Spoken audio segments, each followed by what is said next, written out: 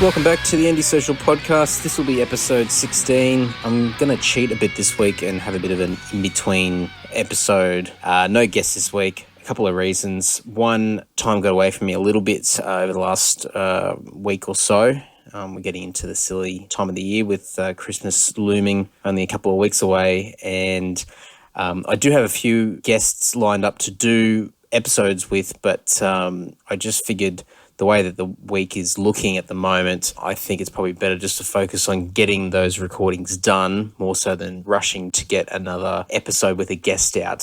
So I'm going to focus on getting them done. There's a couple of really interesting people that I haven't quite locked in yet, but if I can, especially one in particular, if I can get this person, it'll probably be one of the most, probably one of the more ridiculous guests that I'll probably ever have, but also very interesting. But I won't go into too much more of that until I know a bit more. But the person is interested, but at this point in time, it was going to be tonight, actually, the 7th of December, but it got postponed. Now it looks like it'll probably be mid-January, just due to timing and schedule and that time of the year. So I'll shelf that idea for the time being, but if I can get this person, it'll be pretty crazy. So I thought, just to keep the podcast moving, keep the momentum going, and keep some content out there, I thought I'd put together a little bit of a rant episode and touch on a couple of different things, just so there's at least some content out there. So if you get anything out of this, fantastic. If you don't, well, whatever. So it's something out there that you can listen to and hopefully get something out of it, or even just a bit of a chuckle, or feel the need to blast me on social media if you think I'm full of it. So there's two sections to this particular episode, and I'll get the rant out of the way first, and then I'll focus on the second part of it. But there is a common theme here, and it's all around flying, and it's being at airports. And we've just finished our plane to win tour, and we do have one more show. Actually, I will plug one more show. The last show of the year is the small ballroom in Newcastle on the 19th of December. It's a Saturday, and we're playing with a whole range of bands up in Newcastle. That'll be our last show of the year, so definitely come out and see us play before we go into hiding for a few months to do a bunch of recording and all sorts of things and prep ourselves and get ready for Prog Power in September next year. That's not to say that we won't do any shows in between, but at this point in time, Prog Power is our main focus, to get some other things going behind the scenes as well. So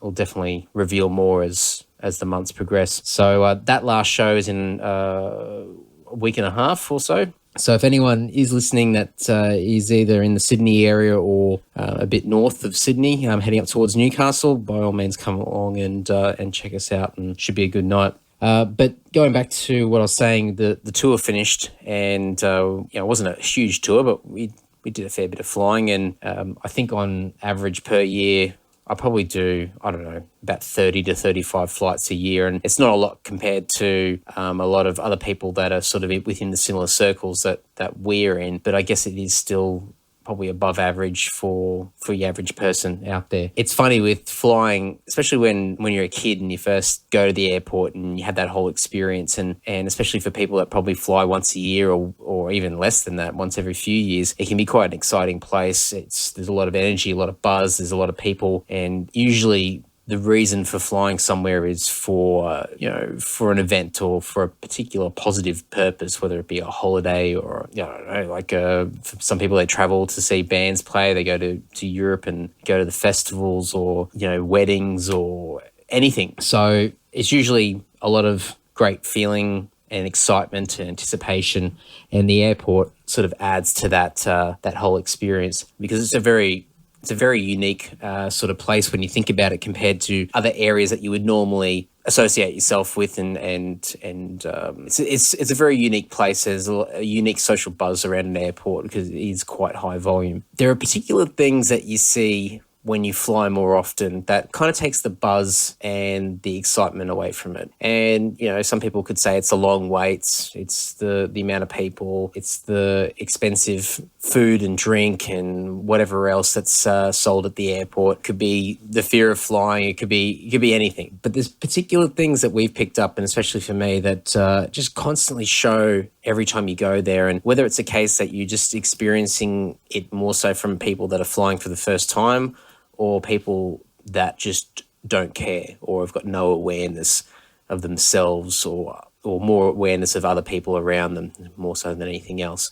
So I thought I'd put together a top 5 of the top 5 don'ts at the airport. Don't do these things.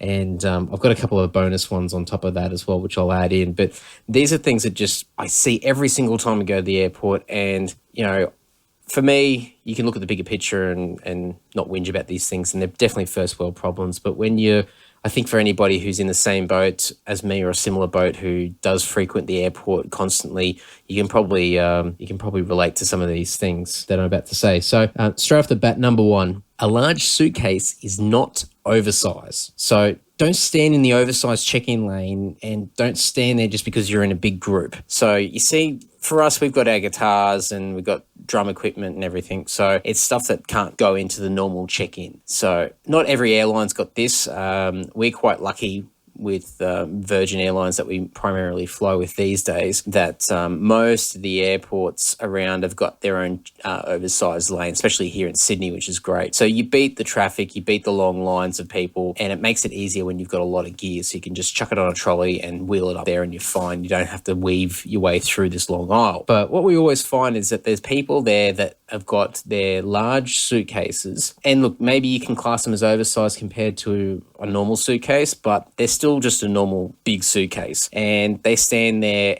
and they go straight to oversized, and unfortunately they don't get declined, they don't get pushed back, so they still allow these people to check in. The other problem is when you've got a party of probably, say 5 or more people, they tend to think that they're oversized themselves, so they wait in that line as well, which is a huge pain in the ass. But this is a first world problem, and there's still bugger all people in the line compared to checking in normally. But it always irks us when we see someone standing there with their large pink suitcase and thinking that they can check that in oversized, probably because it's too heavy for them to carry normally. So that's number 1.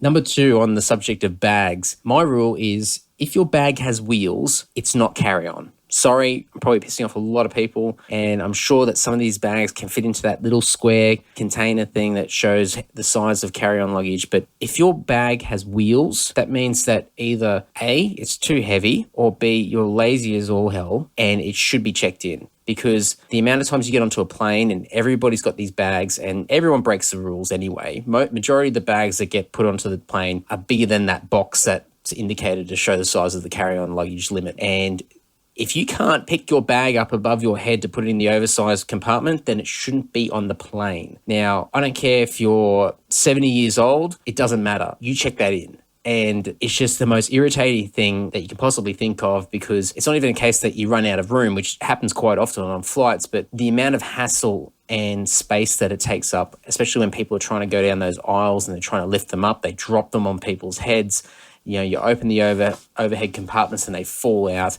And I'll tell you what, majority of those suitcases that are getting chucked in the overhead compartments are not less than 8 kilos. They are heavy as all hell. And unfortunately, they don't really get weighed by the airline, and they're not really policed terribly well either. So it's a huge pain in the ass. But I know that a lot of people tend to side with the roller bag as carry-on because they don't want to waste time checking in the luggage and then having to wait at the baggage carousel after they get off the plane. But, tough titties, that's what you should be doing, and stop inconveniencing everybody else. So that's number 2. Number 3, going through security. If in doubt, take it all out or take it all off, and do it in advance. So depending on where you're going in the world, it can change. Some places are a lot stricter than others, but take everything out of your bag. If you've got something that's even has a slight resemblance to a computer, take it out. Just chuck it in the tray. Take everything out of that bag.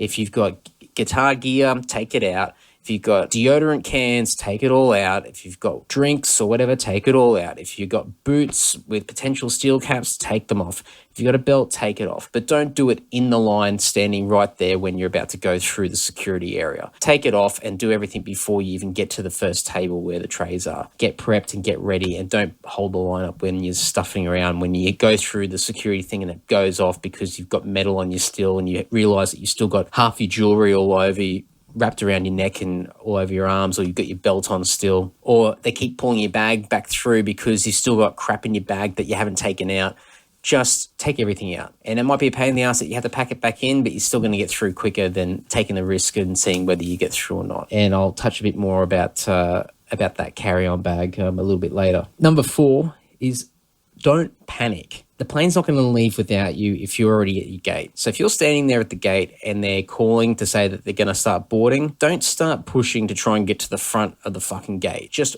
wait. They usually call out your rows or your sections. Just chill out because you've got an assigned seat. No one's going to take your seat. The only thing that you may have to worry about is your overhead compartment where your luggage is. And to be honest, if you're worrying about that, then chances are you're carrying too much onto the fucking plane anyway. So you just need to chill out and know that there are multiple calls and you can really wait until the very final last minute if you really wanted to. So don't panic. Don't get annoyed when other people don't move and don't get up, or you can't get to the front and someone's dawdling in front of you. Everybody's getting onto the plane, and the plane will not leave without you if you are at the gate and you're there ready. So just relax and chill out. And number 5, once you're on the plane, don't shove people to try and get to your seat. It's not a race. You don't need to panic. As I said before, you've got an assigned seat, so you're not going to lose the seat. You just walk. Walk and stop. Walk and stop. When people stop to put their stuff in the overhead or they go to sit down or whatever, just stop. Wait. You don't have to push past them. Just wait. No one's going to get shitty at you because you're not moving past them. Just wait and just let people get into their seats. There is no rush. There's no need to panic whatsoever. And it's the same when the plane lands and you're trying to get off the plane. Yeah, okay, you might have a connecting flight, but pushing through people is not going to make the trip any quicker. It's not going to get you off the plane any quicker. Just relax and wait.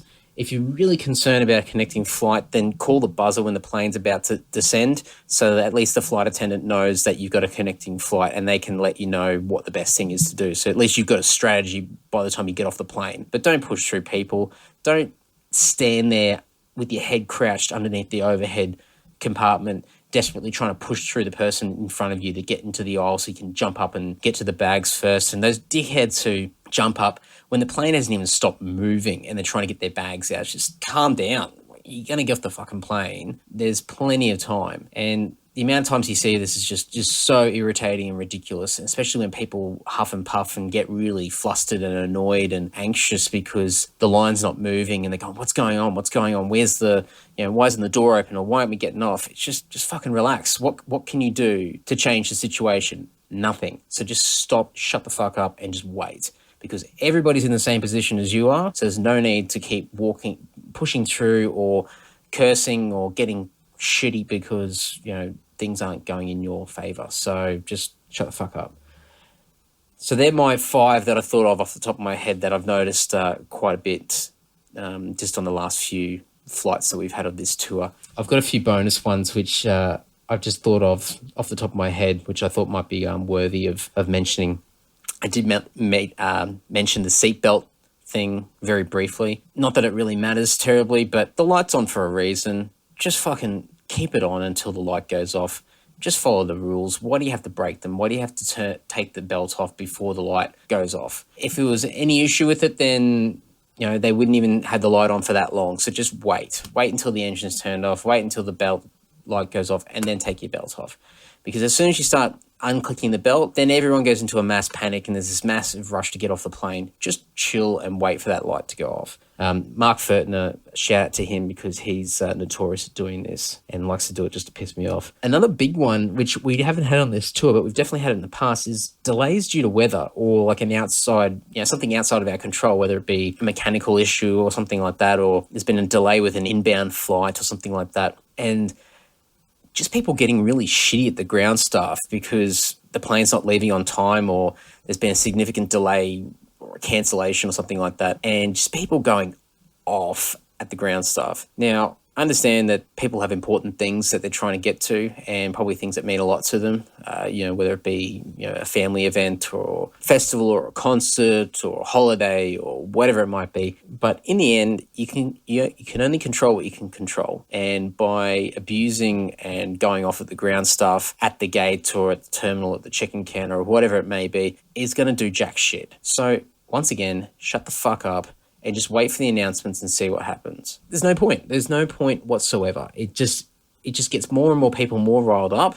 You get more and more upset yourself. To me, even in the worst case scenario, which we've had before, where we've been ready to go to and play a show interstate, and we've actually, I think, well, it was a few years ago, we were flying down to Melbourne and we're playing, I don't know where we were playing in Melbourne, but beside the point, we were playing the Corner Hotel. Anyway, we were flying to Melbourne and there's massive thunderstorms over Melbourne, and we actually flew and we were about to start our descent, and then they said we'd have to circle for quite some time until hopefully the storm would pass so we can get down safely. And we continued to circle, and they said, look, there's going to be another 20-minute delay, and you could hear people getting shitty on the plane. And then they said, look, we're going to have to fly back to Canberra because we're not going to have enough fuel, and it doesn't look like the storm's going to pass anytime soon. So we're going to have to go to Canberra, we're going to have to land, we're going to have to fill up, and then we'll fly back to Melbourne. So you can hear people like getting agitated and swearing and whatever on the plane. But, you sit back and you just go, well, that sucks, but, what can you do? So anyway, we're halfway to Canberra, and then we had another announcement saying Canberra Airport is full because all these planes are flying to Canberra to do the same thing that we're doing. So instead, we're going to fly back to Sydney and land in Sydney so we can refuel. So we're pretty much going back exactly where we were coming from. And so everyone's getting shitty again, and then we finally land in Sydney, and thinking that we can just sit on the plane and wait, they make us all get off the plane and stand around the gate and wait, and we wait and wait and wait, and people are getting more and more agitated. And there was announcements, and they're saying, look, we can only do what we can do. The storm hasn't cleared yet, and there's a lot of traffic. We have to wait for our queue. There was planes before ours that were delayed already, so we have to sort of try and keep it in order. And eventually they just said, look, unfortunately, just due to timing, we have to cancel tonight's flight. We don't have another scheduled flight that we can put everybody on just because of the number of people that are already trying to get to Melbourne. And you should have seen everyone. They were going off, people getting really shitty, and they were going off at this ground staff, and there was some guy that was just going, what are you going to do about it? I've got a Bucks night that I'm trying to get to. You're ruining my night, and blah, blah, blah, and I want compensation. The usual opportunist or over-entitled douchebag. And, the ground staff, you have to feel sorry for them because customer service sucks in general anyway, and it's a hard thing to deal with the general public, and especially when there's a testing time where people are getting challenged. You got to commend it to them and just pay a lot of respect to what they have to put up with and try and keep their cool through it. But for us, it was quite stressful because we had a show that night, and by this stage, I think it was like 6 or 7 p.m. at night, or maybe about 6-ish or something like that. So suddenly we thought, well, that's it, we're not making it down. So there was no other Virgin flights. And then luckily we went up to back up to the check-in area, and we went to Jetstar, the other airline, competing airline, just to see if they had any flights, and luckily they did. And we were able to purchase new flights, which cost us a fair bit of money, and but it guaranteed us a flight to Melbourne. We got a taxi. The taxi took us straight to the venue, and we got there within like 20 minutes before we had to jump on stage. It was just perfect timing, and it was a crazy storm. I think the venue itself had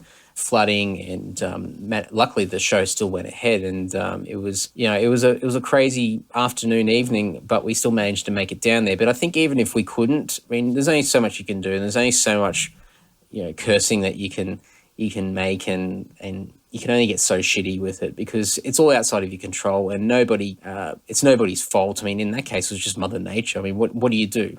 There's just nothing you can do. So I always remember that particular moment where people were just totally unreasonable and just treated the ground staff like shit, like they were just plebs and like they were criminals even to a degree. It was just these people were getting so offended and entitled that they were just causing grief for the people at Virgin. So it was a real shame just to see douchebag humans just showing their true colours. So that's a big thing for me, and I'm a sucker for it at times when I'm getting tested by ground staff. Sometimes when ground staff are not having a good day and they're a bit short, I tend to to take the bait sometimes and snap back or get a little bit smart and run my mouth. But usually that's 6 o'clock in the morning when I've had an all-nighter and probably still drunk, and the ground staff don't want to deal with me anyway. But I think the general rule, where possible, is you just don't abuse the staff. Don't be rude to them. Be cool. Be relaxed. And even when they are not in the best of moods, just rise above it because they've got a shit job.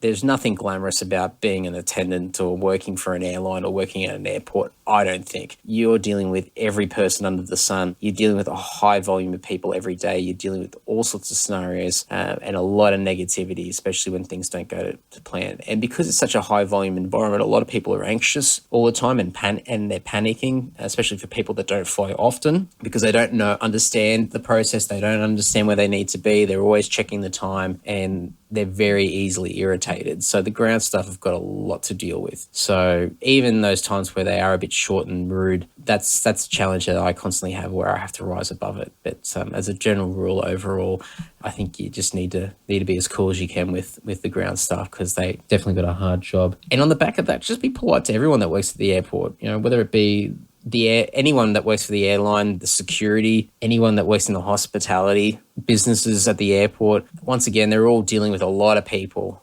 constantly flying in and out, and various backgrounds and personalities and whatever. And security notorious, I think, anywhere in the world of being quite ruthless or just very short and blunt, and they're dealing with a lot of stupidity just every minute of every day that they're there. And if you can try and be cool and prep yourself, like I said earlier, with going through security as an example, it just makes life a lot easier for yourself, but sometimes they will even show their appreciation as well. And it just makes the whole process smoother. It gets you through quicker. All these things get you through quicker. If you just have a bit more awareness about yourself and not be the center of attention, then you'll tend to get a better experience, and you won't be as stressed and overwhelmed and inconvenienced if you're able to keep calm and get through without any fuss. And I'll probably, on the back of that again, so I'll just keep going on the back of everything here. Don't stand in the middle of the walkways with your luggage. So whether that be a check-in or at the gate or wherever else, or in the aisle, just if you're going to stop, and this is anywhere. If you're in the city and you're walking around, or you're at a train station or wherever it might be, if you're walking, you need to stop to either check your phone or check a map or whatever it might be. Don't just stop in the middle of the thoroughfare.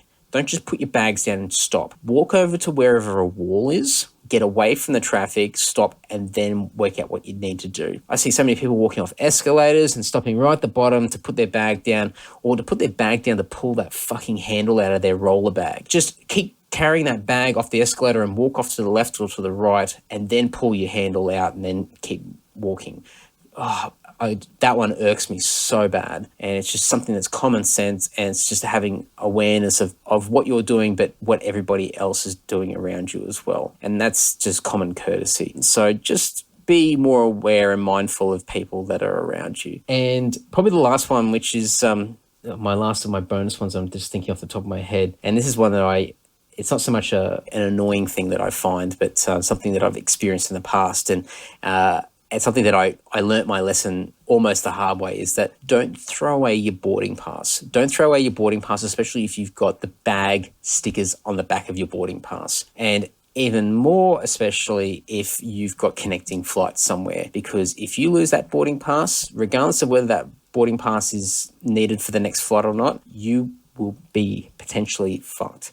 I did it once when we were coming back from Europe a few years ago. I was a lucky guy that had all the baggage tags placed on the back of my boarding pass, and for whatever reason I misplaced it, and we had to get a connecting flight where we actually had to pull our bags off and then check them back in onto another flight. This was in, I think, Abu Dhabi, and I lost my ticket, so I couldn't find it at the time. The chick basically said she can't do anything without the baggage stickers. We made a big song and dance. We were on the phone trying to work out what to do. She told us if we weren't going to make our flights, and then you have to wait another day or so for the next available flight to Sydney. It was an extremely stressful moment, and then luckily, very lucky, because I was being probably not the most pleasant of people at that time, even though it was my fault. So a great example of what not to do. She got on the phone and managed to make a few phone calls, and they were lucky enough to locate all of our gear. So we weren't talking about a couple of bags. It was quite a number of items, and they were able to ensure that they got onto the correct flight, and and we were able to get to our gate just in time before the plane left. There was a lot of mad dashing and swearing and stress that was circulating around that moment, but that was all because I misplaced my boarding pass. The boarding pass that I didn't think I needed anymore, that had all the freaking bag tags on the back of it. funnily enough, when I got home back to Sydney and I started going through my bag, I did find that boarding pass, and it was sitting in a pocket that was just one that I thought I'd put my hand through, but obviously didn't pull everything out as well as I could. So something that if I just probably spent a couple of extra seconds looking a bit better, I probably would have alleviated a lot of stress and swearing and whatnot at the time. So sorry guys for doing that, my fault. So anyway, that's a few things there, more so the top 5 of my don'ts at an airport. I'm sure there's a lot of other ones that are out there that people think of when they go to the airport, especially a lot of my friends that do a lot of frequent flying around the place. If you can think of any others, let me know. And I'm sure the ones that I've mentioned are ones that others can relate to as well. A lot of them, first world problems, but when you travel so often and you're around so many people, these little things start to show a lot more than they probably do if you only travel once or twice a year and you're more concerned about the excitement of going somewhere more so than the mechanics of how to get through each stage at the airport, which we tend to be these days. And we're definitely all about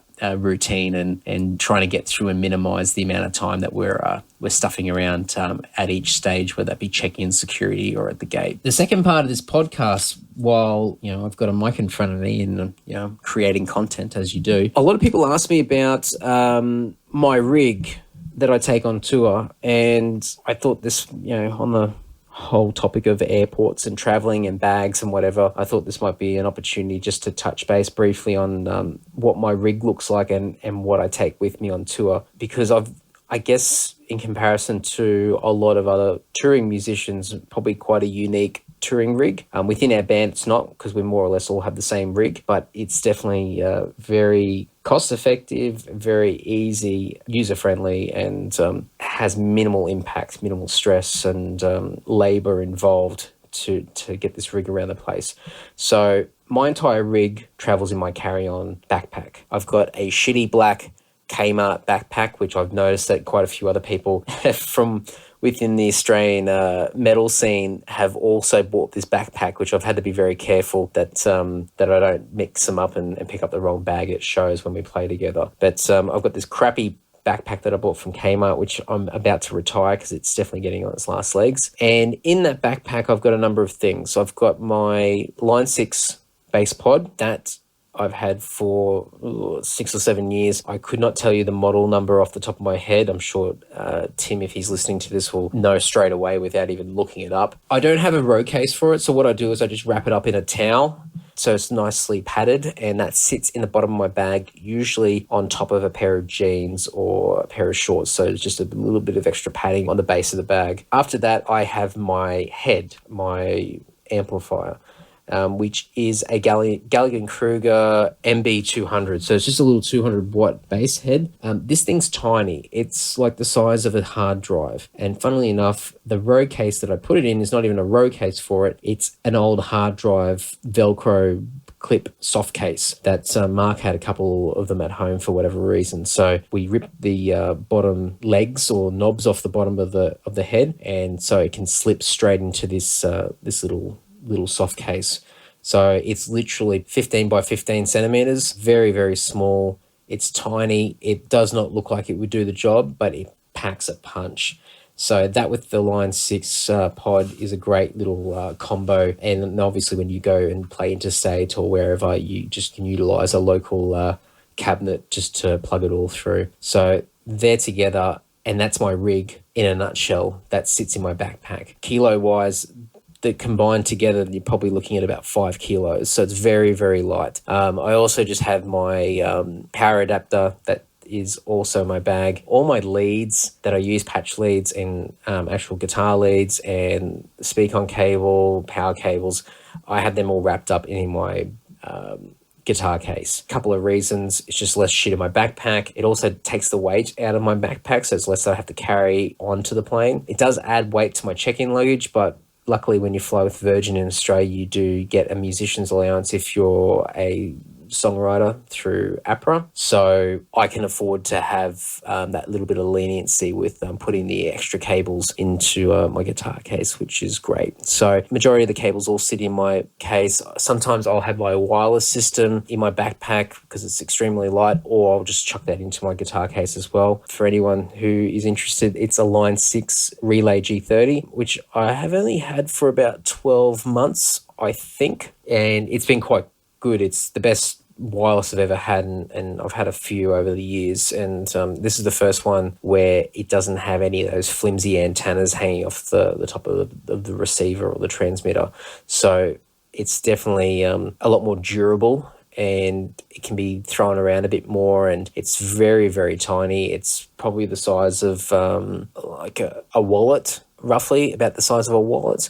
So it's extremely small, can sit in the side pockets of my carry-on bag, or it sits in my actual guitar case itself. Very, very easy, very simple setup, and haven't had any issues with it whatsoever. And I know a few other people who have picked up that system since. Mark actually uses it as well as myself. Yeah, highly recommended if anyone is looking to get a wireless unit, especially for club-based shows. I'm not sure about sort of the largest scale stuff and what sort of range, but I'm sure it'd be more than sufficient enough, depending on what other devices you've also got running at the same time. And that's probably the big thing, is just to keep in mind what other units and channels are running at the same time, which can get quite messy. But for a normal setup with two or three guitars running wireless and maybe a mic, then it's more than sufficient. These G30s have 6 channels, I believe, so you do have a little bit of flexibility. It's not anything crazy, but it definitely gets the job done for the majority of the shows out there and for most musicians, so it's quite good. Other little silly things that I have in my bag. Up until recently, I would have the tour itinerary. So every tour, thanks to Dan, who was our old manager, he used to have a template tour itinerary that he always put together when we went away for shows, that just outlined when we all needed to be at the airport, all the flight details, where we had to be, where we're going, addresses, contact numbers, times as far as sound checks, line checks, load-ins, set times, etc. It was all in the itinerary to a particular format, and we've more or less kept that for the last almost 10 years. So I'm the one that puts together them every time we go away for shows, and I used to print them off, but now I just keep them on my phone along with what used to be printouts for hire cars or hotels or other transport or whatever it might be. But that more or less all now sits on my phone, apart from a couple of odd things that I'm not used to, that I'm not sure whether they'll accept something off my phone. I keep little silly things like black texters, felt pens, for a number of reasons, and it's not so much that I've always got a pen to sign stuff, because I'm such an egomaniac, but they're good to have on hand, especially when I'm setting up merchandise and I've run out of signs or don't have anything left. I can get some paper and write out prices, or write some stupid stuff, or write a stupid sign or whatever. It's good for set lists as well, in case we don't print off any set list for a particular run of shows. They're just good to have on hand. It's like an extra tool there just to get you out of trouble if you get stuck on anything. There's nothing worse than being somewhere and needing to write a set list, and then all you've got is a biro, like a pen. You just end up having to write over it a million times just to make it bold enough that you can read it while you're on stage. So the black texter or Nico or felt pen or whatever you call it, I usually have a couple of them in my bag just to get me out of trouble in those circumstances. Also have a packet of alkaline AA batteries. These are for my wireless, but I also have them on hand just in case something else is needed. I also keep a bunch of extras in there because Mark always forgets to get his own, and on the odd occasion maybe Tim might need one as well. So it's just good to have some extra ones there and not have to worry about scrambling to find a convenience store to buy batteries for wirelesses or whatever else we decide that we need to chuck batteries into. So I always ensure that I try and keep a few of them. They say not to put batteries in your backpack on carry-on, but I've never had an issue with it. So until otherwise, I just keep doing it.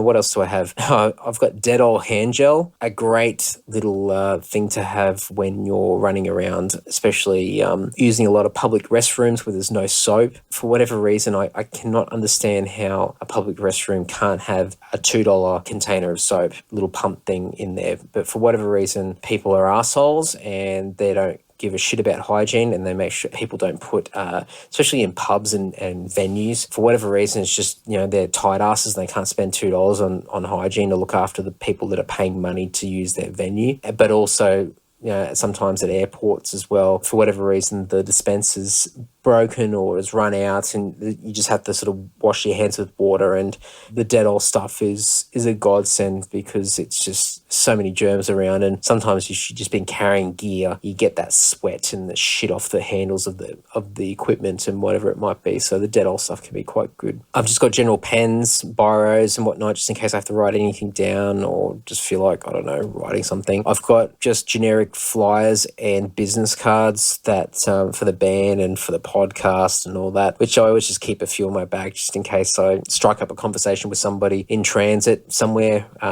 where I normally wouldn't have all my stuff on hand. So it's good to have that. I used to carry a few promo CDs as well when we had some available, but they're all gone now. But the flyer and the business card are quite good. It's just a little memento just to pass on to somebody if you've had a good conversation, and just something that they can look into further if they feel the need to later on. Always carry 4 or 5 magazines and probably a book as well. Magazines are usually, I don't know, something like World of Knowledge or Nat Geo or Strange Geographic or New Scientist, Time. I don't know, something that's relatively interesting and informative, and then whatever book I'm currently reading at that time. If it's something that's really thick and a hardcover, then I won't bother. I'll just grab a smaller book that I haven't started yet to read, but I've got like a pile of 40 books that I haven't even got through yet, so there's always more than enough reading material. But always bring 4 or 5 magazines because Mark usually gets into them and reads them on the plane as well, so always catering for the other guys, especially when on those longer flights, just to keep everyone occupied. What else do I have? I've got wet wipes. They don't usually come in handy too much unless you're doing more of a longer run of shows, and you just can't get to a shower. It's just something just to keep you relatively fresh until you can get to the next spot where you can actually properly clean yourself. Especially for me, I just get so oily, so the wet wipes are quite good just to take the edge off and make you feel half human. What else do I have? Probably the two final things I can think of off the top of my head. I think it's called a Signet. I think that's the brand. I probably completely butchered that, but it's a battery phone charger. So it's just this battery brick, rechargeable battery, and you can get them from JB. I think they retail for about, the one I've got to 11,000 milliamps. So it's quite tank. You can get a lot of charges out of it. I reckon you could probably get several full charges out of this brick without recharging the brick itself. It's heavy, but it's not ginormous. It's not overly heavy. So it's probably, I don't know, a kilo maybe, but it's an absolute godsend. I used it in the States and it was the best, especially when I just didn't have time to stop and plug into an outlet or just couldn't find an outlet. It was just perfect for that. So I take that with me everywhere now. It's really, really good. The only downside to it is that it takes a long time to recharge. So you definitely have to plug it in and just leave it overnight just to give it a really, really good charge. But as far as charging your phone, the phone can charge relatively quickly from the battery itself. So it's definitely highly recommended. They can be a little bit expensive depending on the size that you get from JB. But if you do know anyone that works for JB or you work for JB yourself, then the discount is quite significant. So definitely make friends or sweet talk one of your mates that works for JB because they'll get a great employee discount. I think it'll go from somewhere like $80 down to about $30. Highly, highly recommended to do that if you can get away with it. And the last thing, which is a bit of a joke really because I've never used it, is I've got a gym membership for Anytime Fitness, which for people that aren't in Australia, it's just a 24-hour gym that you can just access. Well, no shit, you can access it 24 hours a day. Duh. I've just got a little access swipe card thing and I always have it in my bag just in case I'm in the vicinity of a gym and I've got idle time, which has never happened and it probably never will happen. And I like to think that there'll be this opportunity where I'll have time to waste and I won't know what to do, and there will just happen to be one of these gyms across the road or just around the corner and I'll be able to go there and work out, which, good luck with that actually happening. But I live in hope and it's in my bag anyway. So it's like the old Boy Scout thing. It's better to be prepared than than feel sorry for yourself later on. So they're the main things in my bag. There's usually other little shitty things in there or tiny things. Like I usually keep a few loose picks in there just in case I lose the other ones that are in my case or in my wallet or whatever it might be. And then, I don't know, it's just other rubbish that sits in my bag that is probably just accumulated over the months that I haven't bothered to clean out properly. Probably one thing that someone might be able to argue this point or at least challenge it. One thing that I don't put in my bag, which I've had grief with in the past and I've just learnt not to bother taking the risk, is gaff tape. Now, anyone that is a musician or works in the music industry as far as live entertainment goes, everyone knows how valuable gaff is. Gaff's not cheap to buy, so you're usually paying like, I don't know, $15 a roll for this stuff. It's great. It fixes almost everything. And it's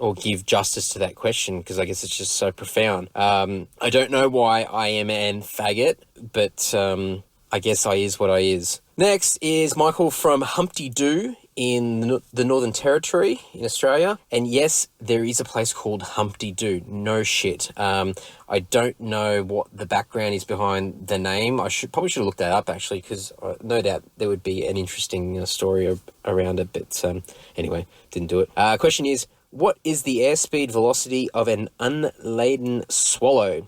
I have no idea. Next is Toshin Obu from Nerima, Tokyo, Japan. I terribly apologise for my shitty pronunciation of your name, because I'm just hopeless at reading names in general. He's written, when are you coming? I assume he means Japan. When am I coming to Japan? No plans as of yet. I want to come back to Japan ASAP, whether it be with the band or just a holiday again. I took Jess over, a couple of years ago now, or almost 2 years ago, and she's just been on my back ever since to go back there. So I really, really miss Japan. I've been there, I can't remember, 6 times, and it's just, it really is. And not that I've done a lot of traveling over the last few years. I mean, I have, but I haven't. There's a lot of places I've never been, but Japan's just is my favorite place. There's nowhere that comes close to it. I've never experienced a place that just draws me back, and I get excited when I think about that country. It's the best. Anyway, so hopefully soon. No plans as of yet with the band. We've had some difficulties with, we've lost our record label in Japan, and we're going to have to reevaluate how we approach the market there, because you really do need label support if you really want to make a good dent over there. So we'll probably wait until we've got the next album all recorded and ready, and then start shopping that one, and hopefully be able to pick up a good label, a label with some money can actually do something, and then on the back of that we'll be able to come over and do some shows again. But all of us in the band miss the place dearly, so hopefully it'll be sooner rather than later. Damien from Melbourne again. He said, if that was you on the floor, you'd wear the helmet as well, wouldn't you? And he's inserted a picture of this guy wearing a PVC suit with a hose coming out of his arse that's attached to a gas mask that's been worn by another person who's obviously, inhaling the fumes that are coming through the hose. So, and I haven't got the picture in front of me, but I can't remember him wearing a helmet. Somehow I was distracted by that hose coming out of the guy's ass. But hey, if I was in that position, I was really, obviously I would want to be there if I had the gas mask on with the hose attached to that guy's ass. So if I really wanted to be there, then yeah, why not? I guess I'd throw a helmet into the mix as well. Danny from Sydney just asked me butter chicken with a question mark. My answer to that is sure, no worries. Belinda from Sydney says, I have a serious one, something I've been contemplating myself. Would you rather have the things that you want in life to fall into place and be given to you, or have the satisfaction of achieving them through hard work? Well, I think it would, to me, probably pretty obvious that it would be the latter. Not that I've ever had anything handed to me, but I guess when I compare myself to somebody who has absolutely nothing, I guess I have had a lot handed to me as far as health and education and a place to live and, supportive parents and great family and great friends and everything. And you definitely, at times you do appreciate it, but a lot of other times you tend to not appreciate it at all, because you take it for granted. So I think if you have the opportunity to work hard for something and then achieve something, it just makes it so much sweeter, and you can really, really appreciate it then. So I think overall I'd rather work hard and achieve through that than just have something handed to me. It's like, here's a good example of that. When I was a kid and basketball cards were all the rage in the 90s, and I didn't have a job. I was like, I don't know, 7, 8 years old or whatever, and I didn't live in China, so I didn't have a job. And sorry, that was a horrible stereotype, but I'll throw it in there anyway.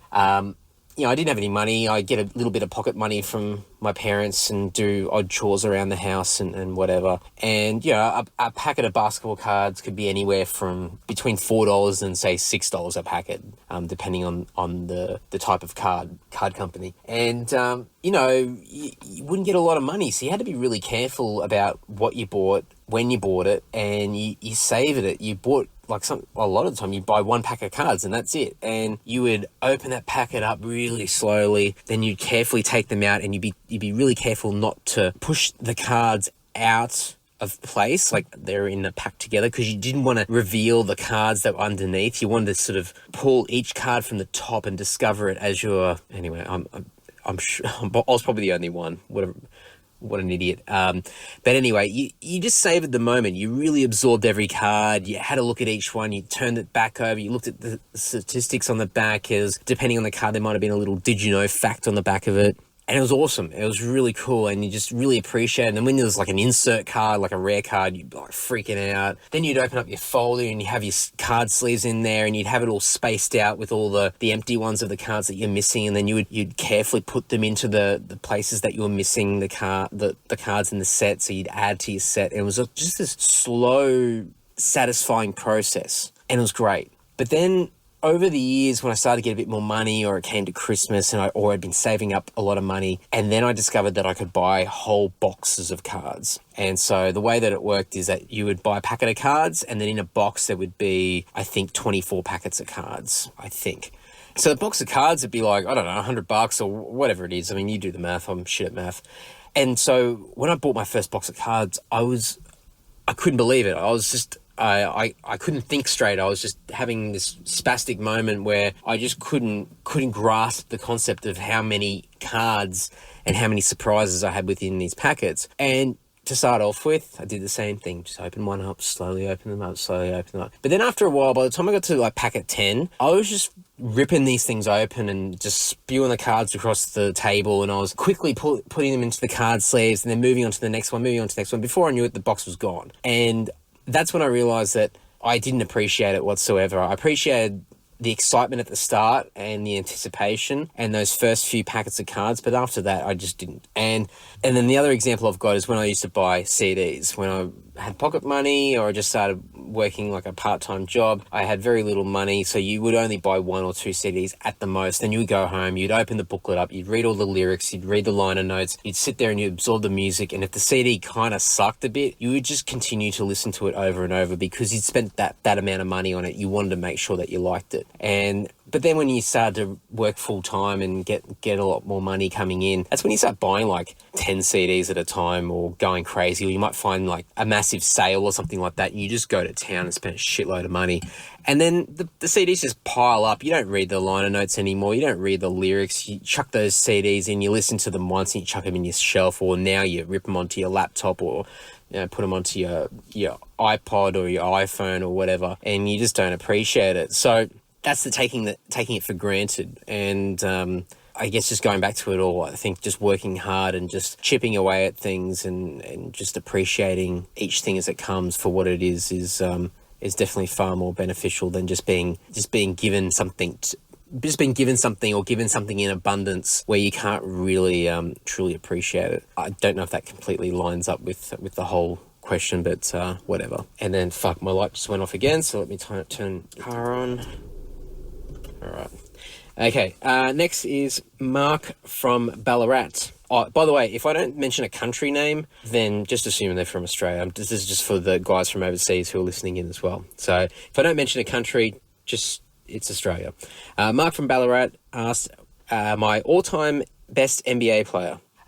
Okay, so all-time best, that's going to have to be Michael Jordan. You could have the debate about Kobe Bryant or LeBron James or whatever, but at this point in time, it's Michael Jordan. And maybe by the time LeBron James retires, however many years' time, he may have surpassed and may have done more.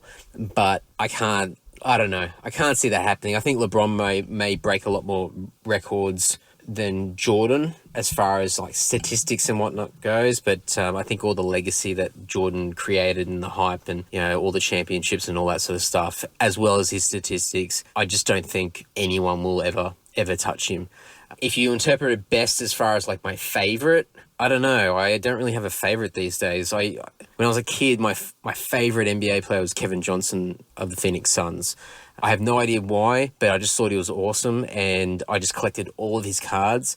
While my friend down the road was a big Sean Kemp fan, so whenever we bought packets of cards and we found each other's cards, we'd trade them, which was it was silly because we really worked like a currency, and Sean Kemp cards were worth like double the value of Kevin Johnson cards, but whatever. I just wanted the Kevin Johnson cards. Anyway, moving along. Mick from Sydney. By the way, Mick of Mick G Photography. He's asked, favourite venue to play in Australia and why? Favourite venue to play in Australia? I haven't even thought about this this answer. I really should have thought about this a bit more.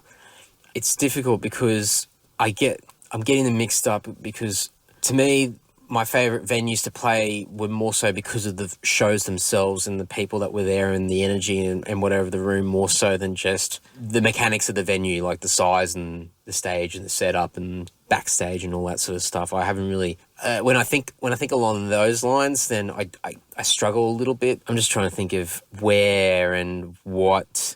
I mean, there's been so many great venues that I've played because they're social hubs and there's a lot of energy there, and we've had fantastic shows like the old Empire Hotel in Sydney, in Annandale, that's still there, but it's no longer a live venue. Rosie's in Brisbane, that's no longer there. East Brunswick Hotel in Melbourne, that's no longer there. Fowler's, which I don't know if it's closed yet, but it more or less is no longer there. Fowler's in Adelaide, I should say. So all the venues that don't exist anymore. But it's not so much because they had something in particular. It was just more so what was happening at the time and the crowds that were going there and the energy in the rooms. And then, because of that, the performances that we had. You could play one venue and the sound could be absolutely amazing. The setup could be fantastic. And you could go back there in 6 months' time and it'd be the worst gig ever. Shit sound, shit staff or whatever. And there's never anything consistent with any of these venues. So it is a hard one to answer. But there's been a lot of great venues and shows that we've played over the years, and I probably should have thought about that one a little bit more before I attempted to answer it. But I'm going to move along. Craig from Sydney has written, and I better sing this, "Who cries for the children?" And my answer is, I do. Next is Bob from Sydney. He's written, when did you start playing bass and when did you join Dungeon? Oh, half serious question there. When did I start playing bass? I started playing bass when, I don't know for sure, but probably when I was 20. Long story short, played guitar since I was about 13, 14. And when I started to get playing with some guys from high school and whatever, but nothing really serious. And when I turned 18, I started playing with other people, but it really struggled to get into a band because everyone was a guitar player. Everyone wanted to be the guitar player in the band. So it was just really difficult to get together with people with any talent whatsoever. But I found that a lot of people needed bass players because no one wanted to play bass. So I just thought, fuck it, I want to play in a band more than I want to play guitar. So I just picked up bass.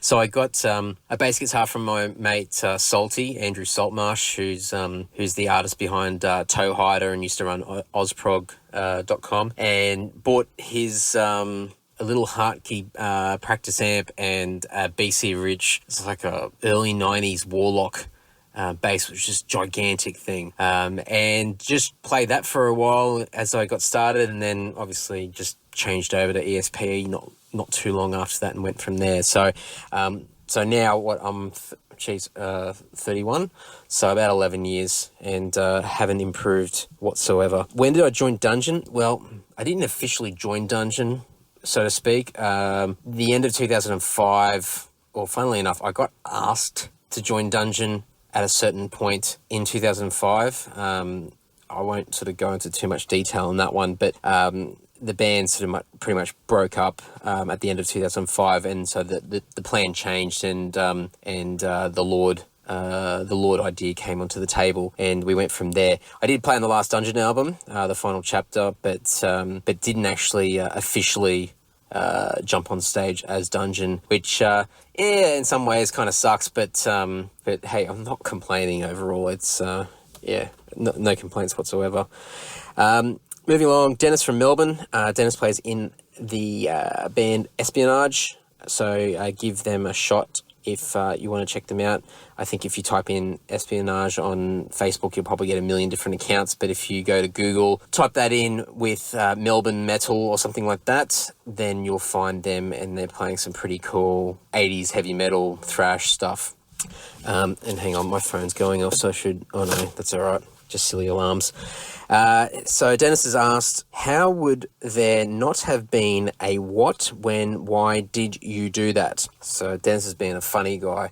So I'll answer that with no idea. Next up, Tonchi from Brisbane. Tonchi will be my groomsman at my wedding next year. So I've done Tonchi for quite a few years. And Tonchi got married a few years back, and I was his best man for his wedding as well. Well, not as well, because he's groomsman for mine. And if anyone's curious as to who my best man is, it will be Mork. Tonchi has asked, will I win lotto this weekend? So by the time Tonchi listens to this, he will know the answer himself, so I will not need to tell him, but let's just say the answer is no. Moving along, Craig from Sydney. Again, Craig has written, what you gonna do with all that junk inside your trunk? I don't know if that's from a song or not, but I don't know if there's a lot of junk in my trunk. I don't know if I just dug myself a hole there. Anyway, moving along. My good mate, Honda-san from Hiroshima in Japan. Honda-san is amazing. One of the coolest dudes ever. If you ever go to Hiroshima and you want to meet up with some metal fans and whatnot, let me know. And if Issei is around, he will definitely meet up and show you around. He's just one of the coolest guys out there. I know a few people that listen to the podcast have met Honda-san, and he's a party animal, but he's the nicest guy. He's just so cool. Anyway, and funny enough, his surname being Honda, he actually works for Mazda.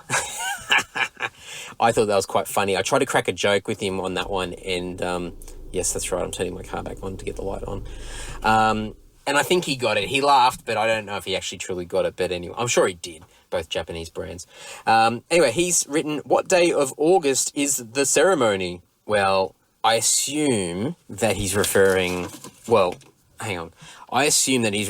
to that ceremony that's happening in August next year, which will be I was going to say my wedding, but I'm not the only one getting married. How do you say that? Because Jess isn't here, I can't say our wedding, because Jess isn't doing the podcast, so I guess I'll just say my wedding for the time being. Anyway, you know what I mean. Honda-san, it is the 26th of August 2016, a Friday. So if you want to come over, let me know. You've got an invite. Come over and get drunk.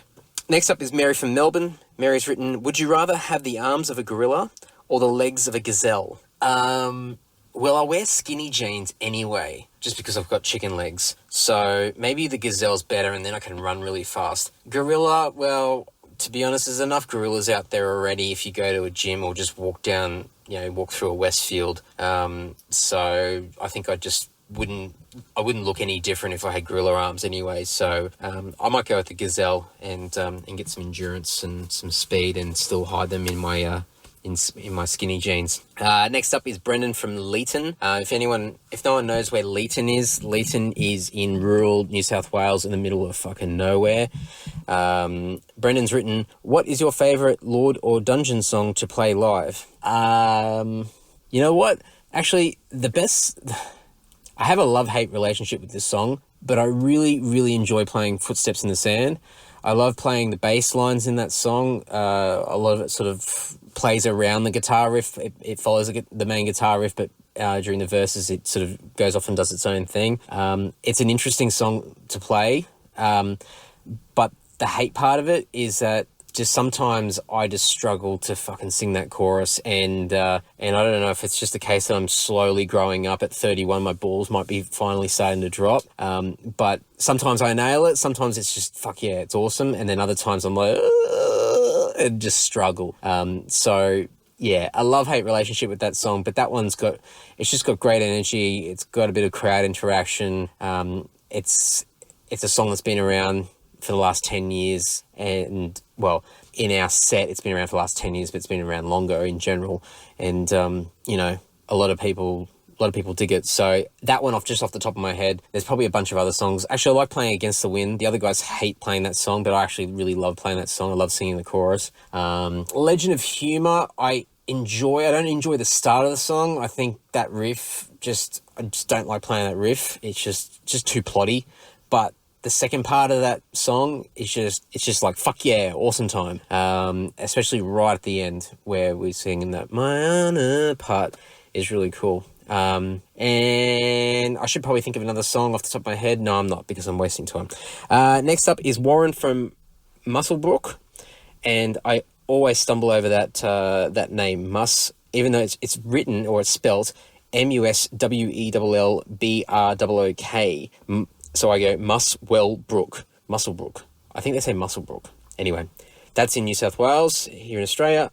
Warren has asked, when cutting your toenails, do you go straight for the big toe or leave him till last? I definitely go for the big toe first. I start at the big toe and I work my way down to the small toe. Is that what you call it? Do you call it the small toe?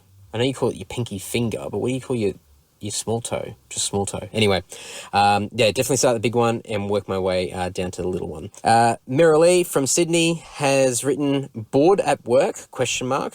No, I was actually very busy today, and I just did some great time management and managed to get this fantastic Facebook status out in the midst of going to the toilet. Next, Dennis from Melbourne, again from Espionage. Make sure you check him out. He has written, why is cheese so expensive when there are so many cows? Well, fuck, just have my soy mocha then. Good question. Maybe you're asking the wrong person. Maybe you need to make a bit of noise in other directions. Maybe start a Facebook page, Facebook group, maybe a change.org petition to get answers. Maybe petition at the front of your local Woolworths, your local independent supermarket. Maybe you should get a tattoo asking that question, forever asking that question. Maybe it's a question you'll never get an answer for. Maybe it's just something that it just is. Maybe if you dig too deeply, you'll regret it. Maybe you'll uncover something dark and you might not be able to turn back after that. Anyway, a few things to think about. Ben from Mount Gambier. Ben plays for a band called Wounded Pig. I'll give you 3 guesses of what style of music they play. He's written... Oh, actually, he didn't write. He's put a picture of a children's book by P.D. Eastman that's entitled Are You My Mother? The answer to that is no, I'm not. And if I had a vagina, I would probably still say no as well. Very unlikely. But hey, if you're looking for a mother figure, I can definitely give it a shot. But I've got a feeling I'm going to disappoint and break your heart. Next up is Dallas from Brisbane. Dallas has asked, does Jesus Christ refer to this time of year as Christmas? Christmas with, as in, he's got a hyphen between it, Christmas, or me-mus? Ha ha ha. I have no idea. I've never met the guy. But if I was Jesus Christ, I would definitely call it me-mus.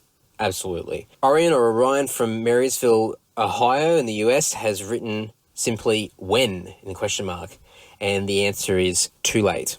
Next is Andrew from Taree in New South Wales, here in Australia. He's written, what's your current live bass rig? And then quickly after that, he's listened to my podcast that I put out, last night, as of recording this, where I actually go through what my live rig is. And he's written, never mind, I just listened to your episode 16. So if you want to know what that is, go back and listen to that episode, because I'm not going to repeat it again. Can't be bothered. Next is Damien from Melbourne. Again, his third question. This guy needs to fuck off. He's written, when are Lord touring with Manifesto? Probably never. Do I really want to open this one up? Yeah, fuck it, why not?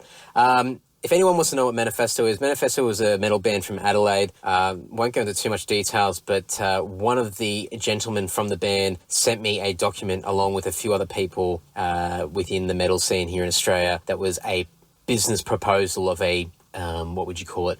A metal brethren, or like a club, a gentleman's club, I should say. That's what I was looking for. But it was only for white heterosexual males only. and then there was other parts in this document. A lot of effort was put into it, I must admit. It also included having session musicians in every city in Australia, so this person could tour his music in every city without bringing a band with him. And pretty much the people that he was sending this business proposal with, he was insinuating that we would have to be, as part of being part of this gentleman's club, we would have to be the session musicians in each of these cities. I could totally be getting this wrong, but this is what I got from it, because I pretty much zoned out as soon as I saw heterosexual white males only allowed in the club. After that, I kind of glazed over everything else. And there was also talk about future long-term plans with, expanding the club. And there's also, I think, a concept of a heavy metal shopping centre as well, shopping mall. So this guy clearly lost the plot and was extremely loopy. I don't know whether I should use the word regrettably or justifiably, I may have made a comment about this document on Facebook, and it just exploded. I think there was about 1,000 comments on there or something like that, which it didn't do wonders for him, and a few other people that got the document as well chimed in and said a few comments. Yes, I'm turning the car back on and off again. So anyway, that's Manifesto, and no, look, well, I don't think Manifesto even exists anymore. I think the whole thing died pretty quickly. So no, I don't think Lord will be playing with Manifesto anytime soon from what I can see. But thanks for the third question, Damien. Really appreciate the enthusiasm. Next up is Jeff Rudd from Canberra. Jeff Rudd has said, I just put his last name. Sorry, Jeff. I'm not even going to edit that out. Sorry, mate. I'm sure you'll be fine. You're famous now, mate. Jeff's asked, how much would a woodchuck chuck if a woodchuck could chuck wood? I'm not even fucking answering that because it's not even original. And I don't even regret saying your last name because of that silly question. Next up. All right. Now I have to turn to another page in my little podcast notebook to get to the other questions. I've still got heaps left. So if you're zoning out by now, I'm terribly sorry, but I'm not giving in yet, and I'm sitting at about a 47-minute mark.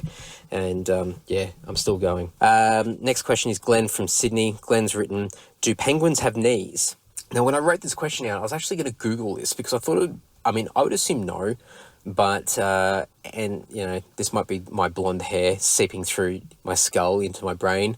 But I don't fucking know. I assume they probably don't, but is this a trick question? I don't know. Google it. Next, Alan from Demarest in Georgia, USA. I probably completely messed up the name of that town. Alan's written, while at next year's Prog Power USA, who do you want to see the most?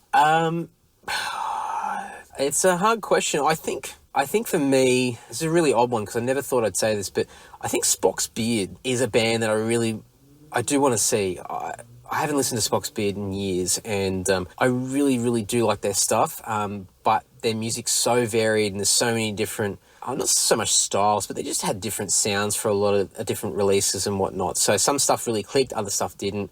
But there's some fantastic songs that they've written over the years, and for whatever reason, they're on the bill with Us, Dragon Force, and Stream of Passion, and I think they're definitely the odd one out in that bill, but I am looking forward to watching them. I just think they're amazing musicians. I think that'll definitely be a highlight for me. Blind Guardian would be awesome. I've seen Blind Guardian a bunch of times, but that'll be cool to see him in that venue. I'm trying to think of like the Friday and Saturday nights off the top of my head. I've got no idea. There's just so many bands that are playing, and I'm really taking the easy way out here. So, but Spock's Beard is the first band that comes to mind. That's just such an interesting band and world class musicians, and a group of guys that are definitely definitely odd ones out at least on that Wednesday night show that we're on. But yeah, looking forward to them. Next up, where are we? Susan from Sydney has written, what was your most memorable gig? I've got heaps of different ones. Are there people walking around me for like talking into a microphone with the light on in a dark alley? We don't want that to happen, do we? Or maybe we do, because that would make things quite interesting. Oh, no, sure, it'll be fine. Fuck it. Memorable gig. Memorable gig. I can't even talk tonight. I always keep going back to the same ones all the time. The first time we played in Hobart in Tasmania, we played this tiny little pub and packed it out. Shitter stage, tinier stage, crappy little PA. But man, it was just so good. The energy was amazing. People were psyched that there was a band coming down. There wasn't a lot of bands playing down in Tassie at the time. This was 2006, I believe. And it was just so cool. It was just a lot of fun. I'm just trying to think of other shows that have been memorable over the years that we've done. I don't know. Maybe this soy mocha is going to my head now. That's one that comes to my mind all the time. It was a very small gig, but it was just really cool. It was a lot of fun, great energy. It's one that I just have fond memories of. Anwar from Melbourne, Anwar from Metal Obsession. Metalobsession.net. He put a picture up that says, "How do you feel?" Well, thanks for checking in. The tingle in my bladder is still there, and it is a little bit more noticeable than it was earlier on, but it's still well and truly manageable. So I'm feeling all right. I'm feeling okay. I'm a little bit spaced out. I think just because it's 10:15 at night and I'm sitting in a dark alley in Western Sydney, but hey, no, considering all, I'm feeling pretty good. And on that note, I'm going to have another sip of my soy mocha, which is starting to cool down, but still I'll drink it. Next up, Dave from Melbourne. Dave is a journo and writer for Full Throttle Rock and is also a serial harasser of Triple M radio station in Melbourne. If anyone knows or gets that, they'll have a laugh at that. And if Dave listens to it, I'm sure you'll get a laugh out of it as well. Dave likes to harass Triple M radio because they don't play enough Australian content. And he's tried a few campaigns in the past, which I see float around on Facebook. And it's I thought I'd throw that one in for good measure. He's written, "Why are we here?" Why are we here? I guess we need to find out who we refers to. Do we mean we as a collective human race? Do we mean we as in you and I? And if it's just you and I, then where's here? Considering you're there and I'm over here, unless you're here with me. But anyway, I'm trying to be funny and it's going off in the wrong direction. I've got no idea why we're here, mate. We just are, and I don't think you need to overthink it. Just move forward. Daniel from Krabi, I'm probably not even getting this right, in Thailand. I didn't get this one at all. He wrote, "I'll tell no lies, ask me again." Ask you again? Ask me a question? What? Okay, next. Andrew from Sydney wrote, Andrew from Sydney, sorry, I have to remember what was put in on the Facebook thing because I've just got my notepad, but Andrew put a picture of a toilet door with the vacant thing that's half covered, which just says can't. So in other words, he can't ask me a question, but he does give in later on and ask me a couple more questions. Martin from Sydney. Martin is a photographer and reviewer of Amplify, also of Metal Obsession and Rebel Monster Media as well. So there's a few plugs. Martin's asked, would you prefer to perform 100 1-minute songs or one 100-minute song? If it was 100 1-minute songs, I'd probably guess that they would all be grind songs, which means I'd probably get AIDS very quickly or have a brain hemorrhage and die on stage. But then again, if I had one 100-minute song, it would be probably this overly pretentious prog song, which I'd probably still contract AIDS and die on stage as well. So it's probably the lesser of two evils, isn't it? I guess. I don't know. It's probably pretty much the same thing either way, isn't it? Unless actually no, I'll go with the first one with 1 year gap in between. So at least I'll have 100 years to do the 101-minute songs.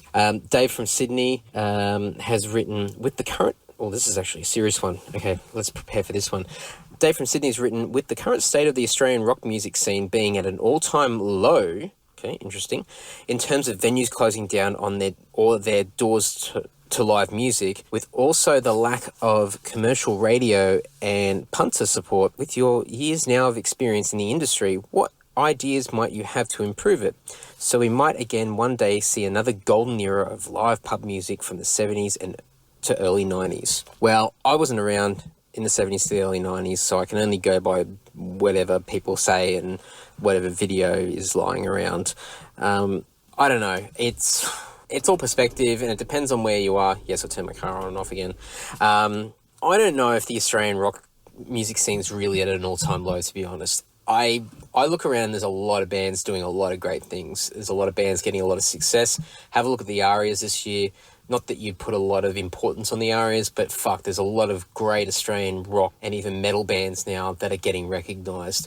And, while, when it's not... I mean, well, no, a lot of bands are getting mainstream radio play as well. Maybe it's not the same as what it was in the 80s with some of the classic, Australian rock bands and whatnot. But I don't think it's at an all-time low, to be honest. I really don't. A lot of bands getting internationally recognised. While yes, there's a lot of venues that are closing down, there's still, I think, a healthy music scene. Considering, Dave, you're from Sydney, I can understand that your perception of the scene being at an all-time low would be very validated, pretty much validated, because Sydney sucks for live music in some cases, especially within the metal scene. I think in other circles it's a bit better, but it does depend on the band. And you know what? I mean, someone else has asked another question similar to this, so I'll save some of my answer for the other one as well. But while the Sydney music scene can suck at times, if you've got a really good quality band coming through, people come out. It's just that people just need to be a bit smarter here in Sydney and put on a higher volume of quality shows.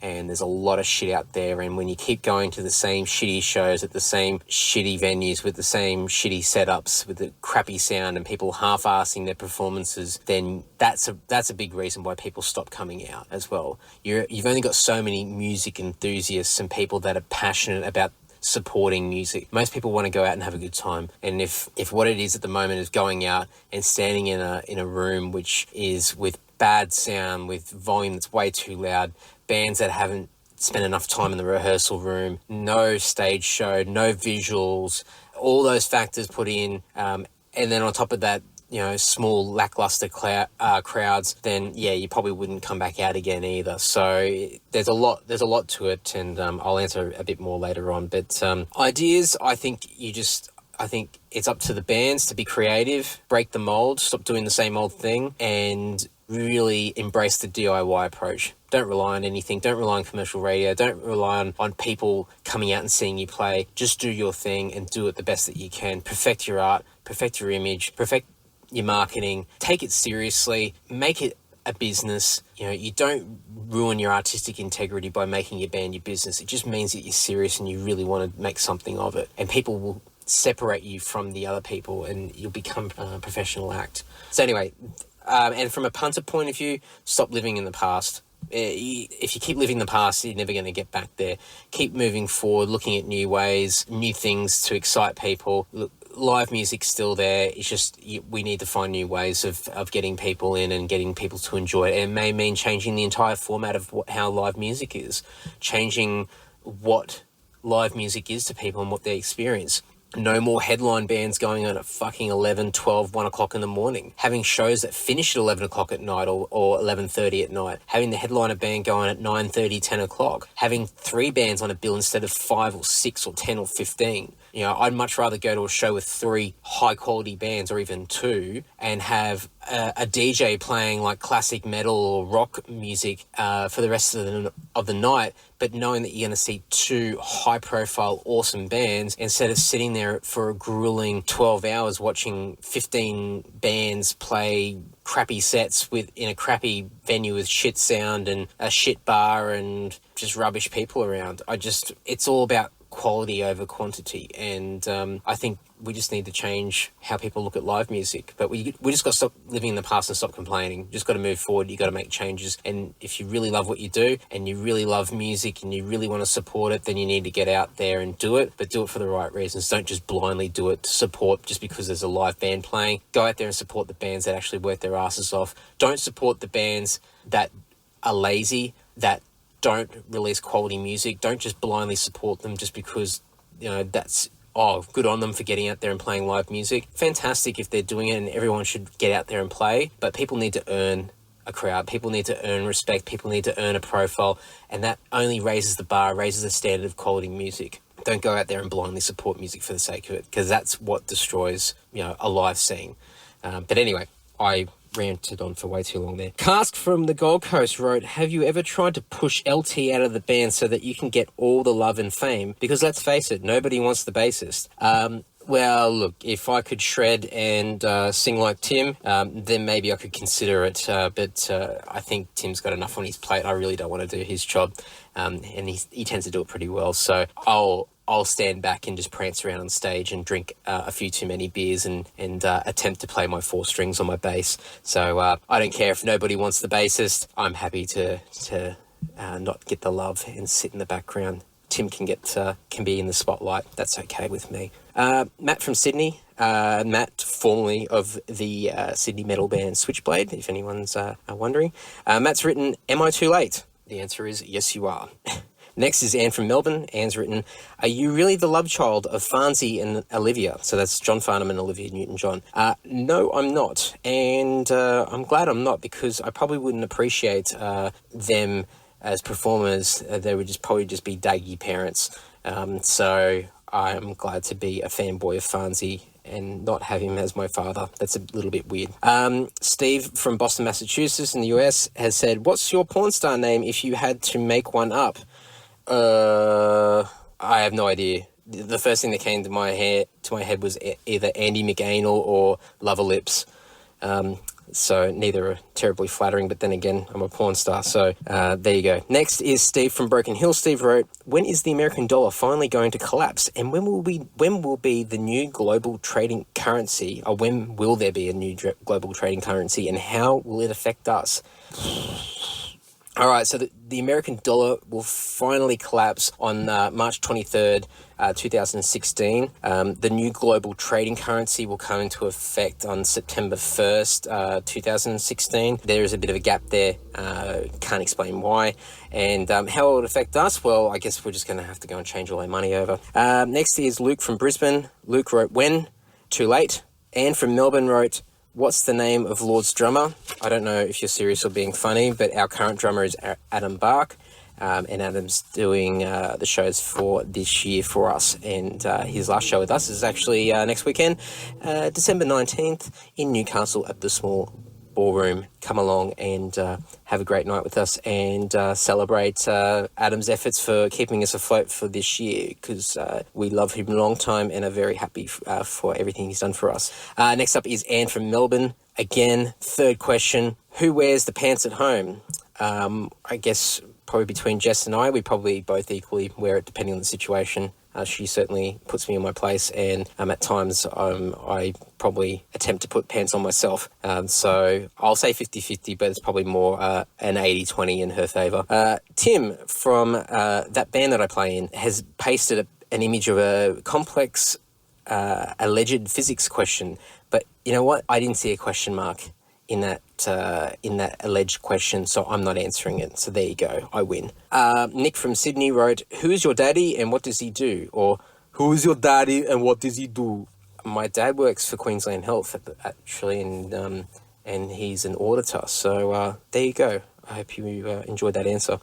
Courtney from Sale in Victoria, in Australia, has written, toilet roll, under or over? Now, it is over. It's over. It has to be over. It can't be under. I think I got that right. It's definitely over, and it has to be over. If I'm at someone's place and I can see it under, I'll flip it around. I'm an asshole. I'm rude. I'm being disrespectful in someone else's home, but it has to be over. End of story. And I'll just turn my car back on again and back off. Okay, where are we next? Wayne from Wollongong has written, what's your opinion on fabric softener? I don't use it, so I've got no opinion. Unnecessary. Tim from that band I play in again has written, this is a lengthy one, why won't this rash go away? Will I die? Why does it taste like an old carpet and pea soup mixed with beetroot juice? Would you like to try some on the tip of your pinky finger? And finally, why is ducks? Well, I think Tim's just totally abused this whole question request and has exceeded his quota. So I'm not even going to attempt to answer that. Actually, I will. Why won't this rash go away? Because you keep scratching it. Will I die? No, not yet. But if you keep scratching it, you will. Why does it taste like old carpet and pea soup mixed with beetroot juice? I can't think of anything funny to respond to that one. Not that the other ones were funny anyway. Would you like to try some on the tip of your pinky finger? No. And finally, why is ducks? I don't get it. Matt from Pequannock. Yeah, Pequannock. I think I got that right. In New Jersey, in the US. Who was the biggest asshole driver you wished you honked your horn at but didn't? Oh, I don't know. The first thing that came to mind is I remember driving on the motorway heading towards Brisbane Airport, I don't know, last year sometime, and there was a ute behind me that just decided that he wanted to be right up my ass and was trying to get around me, and I just kept driving the speed limit, and he was I could see in the rear vision mirror that he was like screaming through his windshield at me, and I just raised my hand and did the reverse middle finger, and then he drove past me, half hanging out the window, throwing obscenities at me. So that was what I just thought of. But the horn wouldn't have really come into play for that. I think the reverse middle finger through the rear vision mirror was more than sufficient in that case. Lucas from Brisbane wrote, why? Answer is because I asked and because I want to, so there. Jessica, my fiance, has written, can you please bring me a coffee in bed tomorrow morning? Well, depending on what time you call me to come and pick you up from Parramatta tonight will determine when and more so when. Well, hang on, I can't even answer that question. Will determine if and when this can be fulfilled. So we'll just play that by ear. But at this point in time, I'll say yes, but I will not commit to that. Andrew from Sydney, that plays in Demon Empire. Andrew wrote, why does shampoo smell so good yet taste so bad? And then he wrote underneath, so bad. Probably because it's not food. Yeah, so don't put it in your mouth, mate. Keep your mouth shut. Why have you got your mouth open when you're washing your hair? Is it like when people lean their head back and their mouth automatically opens? Is that what's happening? Are you washing your hair with your head tilted back? Maybe, well, I guess you are, because you're probably trying to keep the shampoo out of your eyes. And so your mouth automatically opens? That's probably it. I feel sorry for you. I'm sorry. Tim, once again, from the band that I play in, his third question, and he's written, why won't Mummy wake up? She's on the floor and did a wee and she's cold and isn't waking up. Do you think I should eat the rest of the pills she had? Are they candy? He asked this question quite some time ago, so it's probably no use me answering this question because he's probably already made a decision. So I'd be quite curious to see what came of this. Yeah, let me know, Tim. Stephen from Sydney wrote, whatever happened to Blathudah? Blathudah, Blathudah. I haven't Googled that. I've got no idea what you're talking about. I have no idea if that's funny or not. Sorry. Dave from Sydney, Dave from Metal Evolution and organiser of the Steel Assassins Festival, has written, what's your favourite Dark Order song? None. Dave Stewart from Newcastle has written, sorry, let me go back. I don't have a favourite Dark Order song because I don't know any. That's it. Just don't make anything more than what that is. Dave from Newcastle wrote, can I have some free signed Lord merch, please? I'll get a piece of paper and sign that for you. Otherwise, support us and buy something from our store. Jimmy from Melbourne, who plays in the thrash band Mason, wrote, are you the voice and can you understand it? And he had a photo of him with John Farnham, which Farnsey looked extremely disgruntled or agitated. And then I made a comment saying that clearly John Farnham doesn't like thrash metal. And then Jimmy put up a second photo where Farnsey looked a little bit more cheerful. So all is well in the world again. Poiter from Sydney wrote, do you often sing or whistle just for fun? Not really. No, I used to sing a lot in the shower when I was a kid. A lot of 90s R&B. Maybe that's because I was heavily into basketball in the NBA. Maybe I wanted to be black. I don't know. Anyway, I'm going off on a tangent. No, I don't really. I mean, unless I'm wasted and I'm out somewhere, or, you know, I don't generally just. I can't even whistle. I can only whistle by sucking in air. I can't whistle blowing air out. I can't do it. I physically cannot do it here. I can't do it. So I don't even bother. Gary from Melbourne, that's Gary from Screaming Symphony, wrote, why do I have to ask you a question? well, you don't have to do anything, because I didn't demand it. I just asked. So you don't have to do anything you don't want to, Gary. Don't feel the pressure. It's fine. It's completely fine. But you did ask me a question, so I do appreciate the contribution all the same. Alex from Ballarat wrote, "Why is my G-spot in my ass?" Well, good question. I don't have an answer for it, but look, as long as it feels good, then don't question it. Then he's got a follow-up question. "I don't like Mondays. Tell me why I don't like Mondays." Because it's all in your head, and that's usually when most people start work, but it is all a mental thing, so don't be hating on Mondays. Mondays is just another day, same as Tuesday, same as Sunday, same as Thursday. It's just another day, so get over it. Troy from Louisville, and fuck, I'm just losing it tonight. I'm getting tired. In Kentucky, USA, he wrote, "Is it sexual harassment if a man tells a woman her hair smells good?" No. But then he's got a follow-up question. What if he was a midget? Think about it. Maybe. Sean from Wodonga in Victoria, USA. Victoria, Australia. I am getting close, guys. I've almost finished these questions. There's another probably 10 left. 10. Who's your favourite international power metal band and why? I don't know. A lot of people seem to get surprised. I don't like a lot of power metal bands. Or I guess it depends on what your definition of power metal is. If it's like US 80s power metal, then yeah, okay, I like a lot of those bands. If you're talking about sort of fairy, pirate shirt, European power metal, not so much. But if we're going down that path more so than anything, which I'm guessing maybe you might be thinking more along those lines, probably, actually, there's a few. There's Labyrinth, but only like Return to Heaven Denied. That's just a killer album, ultra cheesy, but just for whatever reason, I picked up that album and listened to it at the right place, right time, and it just stuck. But definitely not the type of music I'd normally listen to. Sonata Arctica's first 2 albums are just killer, very cheesy, but awesome. After that, not so much. And Lost Horizons' first album as well. That is just stellar. That's just perfection from start to finish. Still very cheesy, but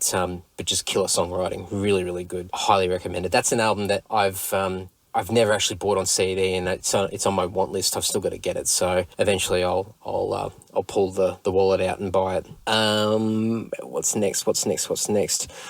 Tim again. His 4th question. Why does number 7 smell more purple than number 4 does? I think Tim got very bored this afternoon. I think Tim took those pills from earlier. I think he made that decision, so there you go. There's your answer in itself. You had no idea, Tim. Sorry. Just keep thinking about that one yourself. Andrew from Sydney wrote, "How can the live music industry be repaired?" I don't know if it really needs repairing, but I do know that you're in Sydney, and I guess there's a lot of repairing that can be done here. But, I go back to this whole thing again. There are still heaps of live venues in Sydney. For metal music, not so much, but that's not because these venues are refusing to put on metal gigs. It's just that we've got no consistent metal promoters in Sydney at all, or promoters that are willing to continue to play in lots of various and different places throughout Sydney. We tend to stick to the same places over and over and over again, and then wonder why people get over it and get tired of it, especially when the venues aren't crash hot already. But yeah, I go back to what I said earlier. It's all about supply and demand. I think artists, bands need to be a lot more proactive. They need to push a lot harder. They need to embrace the DIY approach, stop relying on other people to give them an opportunity or a push-up. They need to create their own image. They need to perfect their sound. They need to ensure that they are, whatever interpretation of world-class is, they need to be able to raise that bar and get the highest standard they possibly can. They need to put effort into their live shows when they do have the opportunity to play live. They need to make it a visual thing. They need to entertain. They just need to up the ante. And then that will attract punters. And I keep saying it, if there's a very buzzed band coming through town or a popular Sydney band, crowds still come out. There's still music fans here. It's just that music fans are just a little bit old and tired of going to the same crappy old venues with the same crappy bands that are half-assing and not putting a lot of effort in. And, I'm probably pissing off a lot of people going, man, that's not really supporting the scene. Well, you know what? Fuck blindly supporting the scene, as I said before. It's not about just going out there and supporting a band just because they're playing live. You support bands that put the effort in and really perfect their art, and don't support something if you don't like the music, So really, I think it comes down to punters, making the effort and supporting the bands that deserve the support, and bands really pulling their finger out and doing whatever they can to reach that next level, whatever that might be. And after that, venues will happily book bands. Venues will happily book quality acts. There are still venues in Sydney. Yeah, okay, there might not be as many as there were 5, 10, 15 years ago, but there's still plenty here. And all we need to do is ensure that we've got quality musicians, we've got quality bands, and that they continue to play, and in turn, the crowds will come. But you have to make it exciting, and you need to approach live music completely different to what you did before. So as I said before, stop doing 12-hour shows. Stop putting on more than 3 or 4 bands. If anything, change the format completely, mix it up, try something different, make each show an event. Don't just put on a live band and just put a Facebook event online. Do something different and make it special. Put something else on in conjunction with the show, like, I don't know, anything, whether it be DJs or special guests or, I don't know, food, like a free Barbie. And I know that all these things have been done in the past, but just try and do different things that make it special. Give the show an event name. Give it a theme. Change the format so the band's finish playing at 11 o'clock and then you've just got kick-ass metal music playing for the rest of the night, or karaoke. Do a fucking karaoke thing as part of the live music. Make the nights an event. Make it a social gathering. You got to make these things a place where people want to go and hang out. Yeah, okay, it's great to go and see a live band, but people go out to meet up with other people. You've got single dudes that go out, they want to go to wherever the chicks are. The chicks want to go somewhere which is cool. You need to cater for all audiences. So I think we need to stop living in the past and the whole romantic notion of, the old school pub rock band and the crowd's just coming out no matter what because there's nothing else to do. Sorry, the game's changed. It's a completely different playing field. You've got distractions left, right and centre, and it starts in your hand, and it's not your dick, it's your phone. You've got console games, you've got the internet, you've got Netflix, you've got all this shit. There's so many distractions and reasons why you don't need to go to a live show. So you need to think outside the box. You need to move ahead. You need to pioneer what live music's going to be in the future, and that's the only way it's going to improve. Just stop living in the past. Next, another Andrew from Sydney, different Andrew, is written, why does everybody call Farnsey the voice when he clearly sung that everyone else is your voice? I'm sure, I don't know if I wrote that right, but anyway, I get it. Well, somebody has got to let everybody else know they're the voice. And if everybody else is the voice, then he must be the voice as well, because he's part of everyone. So I guess if nobody says that somebody's the voice, then that means that nobody's the voice. So, someone has to step up, and clearly it's Farnsey. So he's just letting everybody know that they're the voice, and in turn he is as well, because he's part of the collective. John from Sydney wrote, who was your favourite vocalist from Dragon Force? No idea. I've got no idea. I don't know. I don't know. How many vocalists have they had? Not sure. I'll inspect at Prog Power next year, and I'll get back to you on that one. Benjamin from Adelaide wrote, what's an easy way of predicting the stopping distance of a moving object with air resistance as the only decelerating force? I have no idea. Rob from Melbourne wrote, what's your favourite Debbie Gibson song? I have no idea who Debbie... I can't even talk. I need to go to bed. Hurry up and call me Jess. What's your favourite Debbie Gibson song? No idea who she is. By all means, send me through a link if she's actually good, or if you're just being funny, send me a link anyway so I can have a laugh. Brendan from Sydney wrote, what is the meaning of life? And in brackets, don't say 42. The meaning of life is being happy. And finally, Andrew from Sydney wrote, if you could have dinner with 3 dead people, and in brackets, brought back to life, of course, who would they be and why? Sorry, I just had a car circling me, looking very suspicious. But mind you, I guess I look suspicious myself, drinking my soy mocha. 3 dead people. Oh, far out. I have no idea. I really have no idea. I'd have to think of relatives, because to me, I have no interest in famous dead people. Why? I have no personal connection with them. Whatever conversation I would start with them, I don't know. It just doesn't seem... I don't know, it'd be from a fan perspective, wouldn't it? And I don't like the idea of it. So it'd be family members or, friends. It'd probably be... Well, no, actually, there you go, 3 people. It'd probably be both of my grandmothers and one of my grandfathers. So, and I did pick the other one because he's still alive.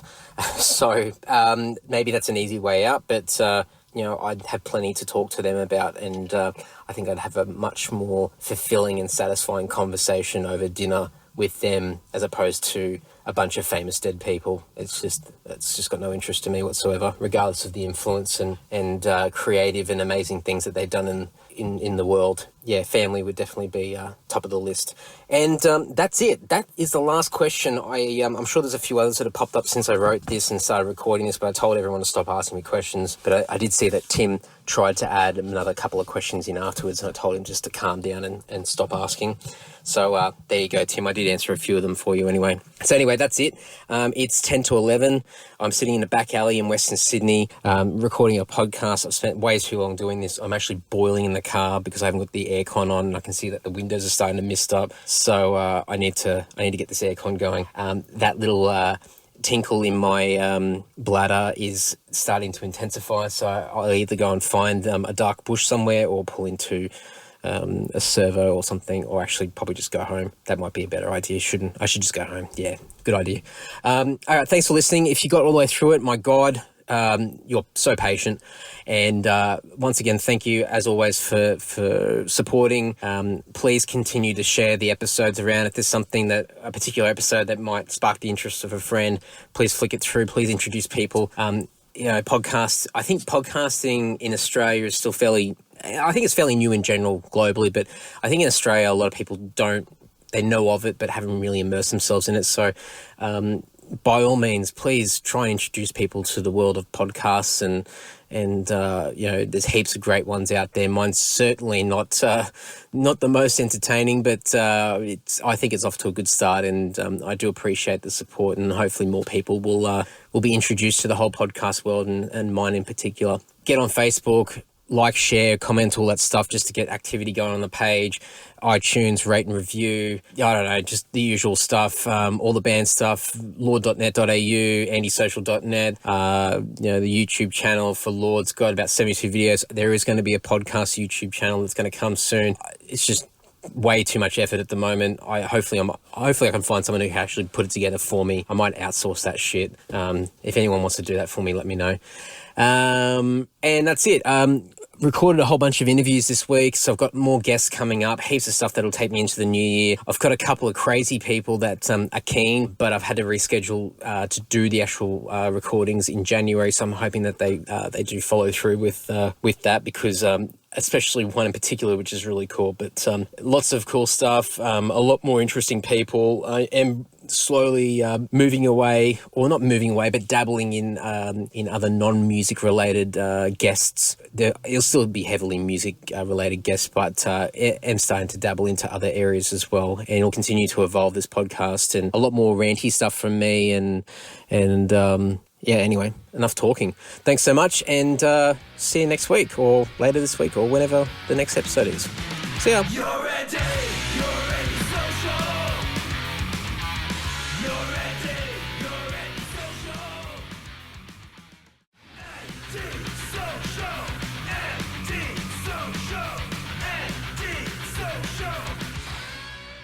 Welcome to the Andy Social Podcast episode. What episode are we? We may be either 17 or 18.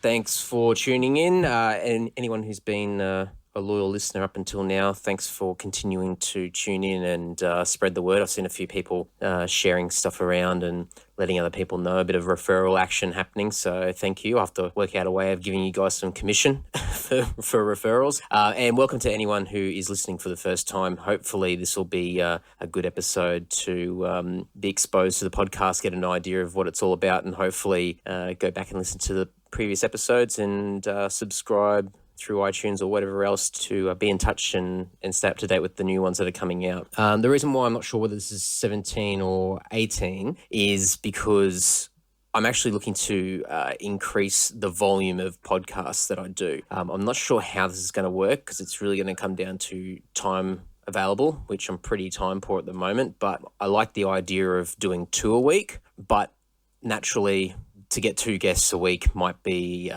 pushing it a little bit at this point in time anyway. So what I thought of doing is doing one guest a week, and then just doing one where it's just me doing a topic of some sort, like the previous episode or earlier episode where I talked about airports and what's in my carry-on live rig bag that I take on tour. So I thought it might be interesting just to do some random episodes here and there of just I don't know, whatever topic I can think of. Might be something interesting that I've seen, or maybe a little bit of insight, or maybe I might just do something silly. At least then, from a content point of view and frequency, it may just continue to accelerate the podcast and open up more doors and get more people involved and listening and interacting and accelerate the growth of what this thing is. So that's the plan. We'll see how it all pans out.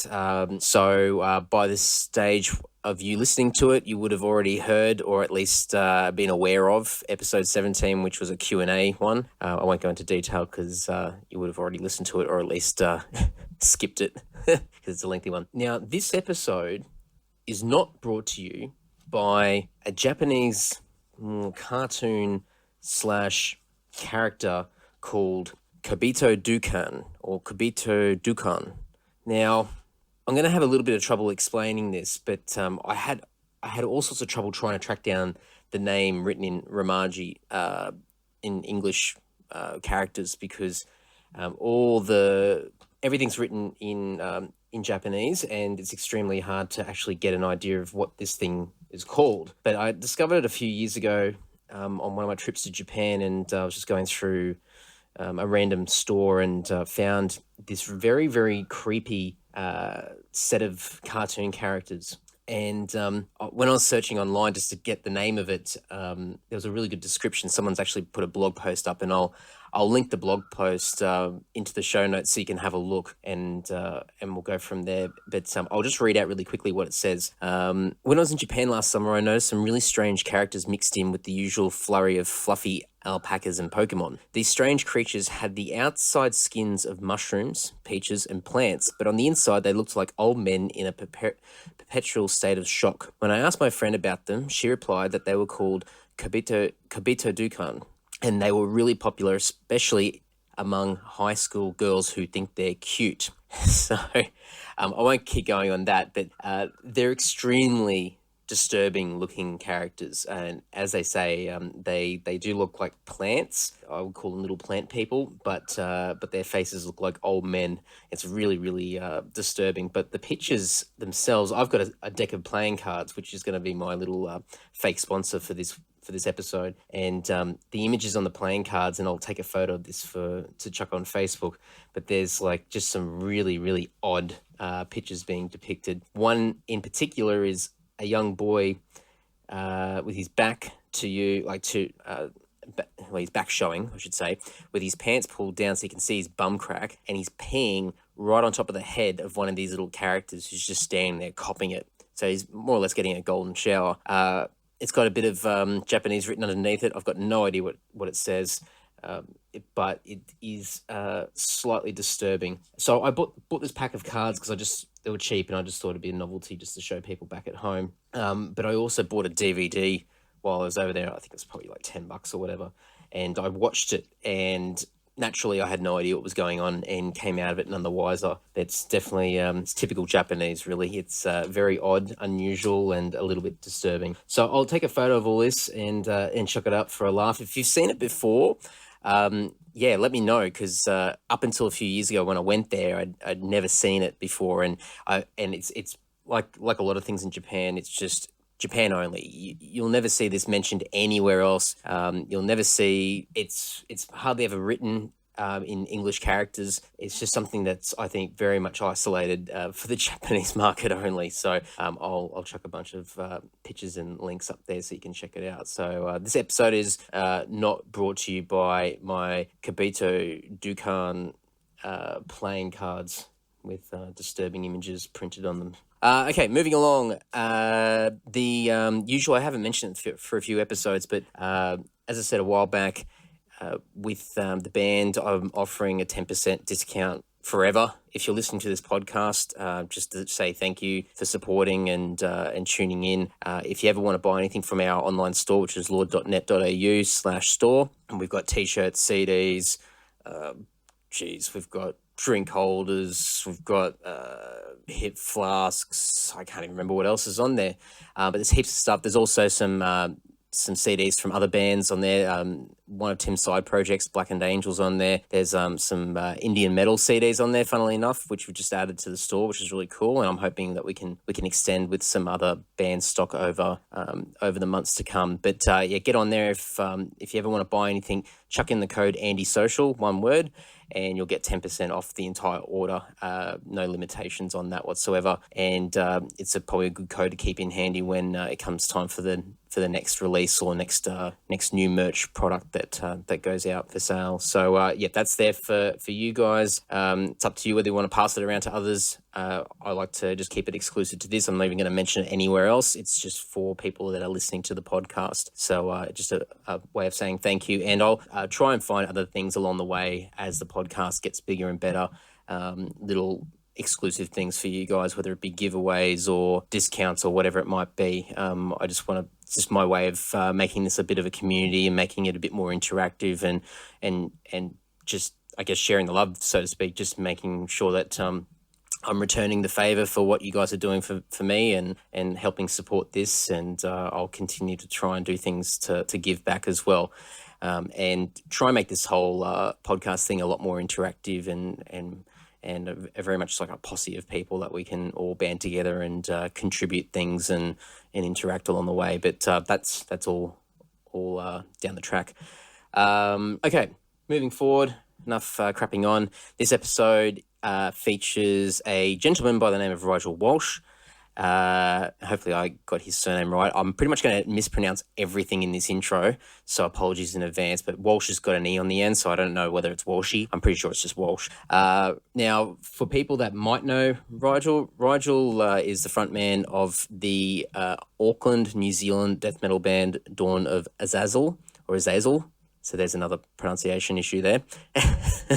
I'm sure Rigel's had a million different variations of the band name, but that's how I've always attempted to say it. Long-standing band, been around for a long time, great reputation in Australia and New Zealand. Done a lot of great shows over the years, and has had some great success. Over the years, and they've got a new album out called The Tides of The Tides of Damocles. So there you go, third pronunciation issue there. Definitely check it out. I'll put the links in the show notes, but you need to check out this album artwork. It is absolutely spectacular. It is some of the best album artwork I've ever seen. I've still got to pick up the album, but the artwork is just top notch. It is so good. I might be talking it up. Don't get your expectations up too high, but I think it's some of the best artwork I've seen in a long, long time. So I'll put links there so people can check it out. And if you do like what you hear online, definitely support Rigel and the band and pick up a copy of the latest album. I'm really looking forward to getting around to picking it up, along with a million other things that I've been meaning to spend money on. We talk a little bit about the band and around rebalancing the band and prioritizing the band and different outlooks and how that changes over the years as the band and the members all sort of change and grow and whatnot. And we're definitely, as far as Lord's concerned, go through similar, or have been, and continue to go through similar transitions as to what Rigel and the guys have done with their band as well. So it's some interesting stuff around that. So I think even if you're not in a band itself, yourself, I think you'll still find it fascinating and probably be able to relate to a few things when it just comes to a passion in general. And sometimes your focus and the amount of time that you put into something over the years, as life changes, circumstances change, your focus gets realigned and you have to review everything as you go and you try and find a way to continue the passion, but make sure that life fits into that mold better as time moves on. So anyway, heaps of interesting stuff there. The other thing we talk about when we spend quite a bit of time on. It was one of the main reasons why I wanted to speak to Rigel is that for the last few years he's been doing a lot of workshops and keynote speeches and whatnot, and he's really trying to develop his own brand I could really stuff this up here, but as a keynote speaker, as a public speaker, attending a lot of workshops and doing conferences and whatnot, and he's in the process of developing his current product, which is called Conflict is Good. And he goes into depth and explains a lot about it. At the time of recording this intro, I believe he is just finishing off the final touches of his blog. So I'm hoping that when this goes live in a few days' time, that Rigel will have all those links there. I've given him a bit of warning, so hopefully he'll be ready to go. But I really want you guys to check it out because it is quite interesting and very, very different to your stereotypical occupations for heavy metal warriors. But yeah, the product itself that he's developing is something that he hopes he can promote through the business world, the corporate world, and help a lot of people and develop and improve on skills. And the Conflict is Good is definitely a grabbing title and sparks some interest. So I think he should do quite well. But so we go into a lot about that, get an understanding of what he's been doing, where the direction is, what he wants to try and do, his focus, what his priorities are at the moment, how he juggles it all. There's a lot of really cool stuff in there. So hopefully you get something out of it. And as always with everybody that is on the podcast, reach out and say hi to Rigel and just and if you find anything of interest, please hit him up and let him know that you enjoyed the podcast if you did, and and pass it along to other people as well. If you might find that there might be something within this episode that a friend or a family member or whoever else might find interesting, make mention in conversation and see if you can tap someone else into the podcast world. It's definitely one of the best things that I've done as far as a listener goes, and hopefully I can help bring a few more people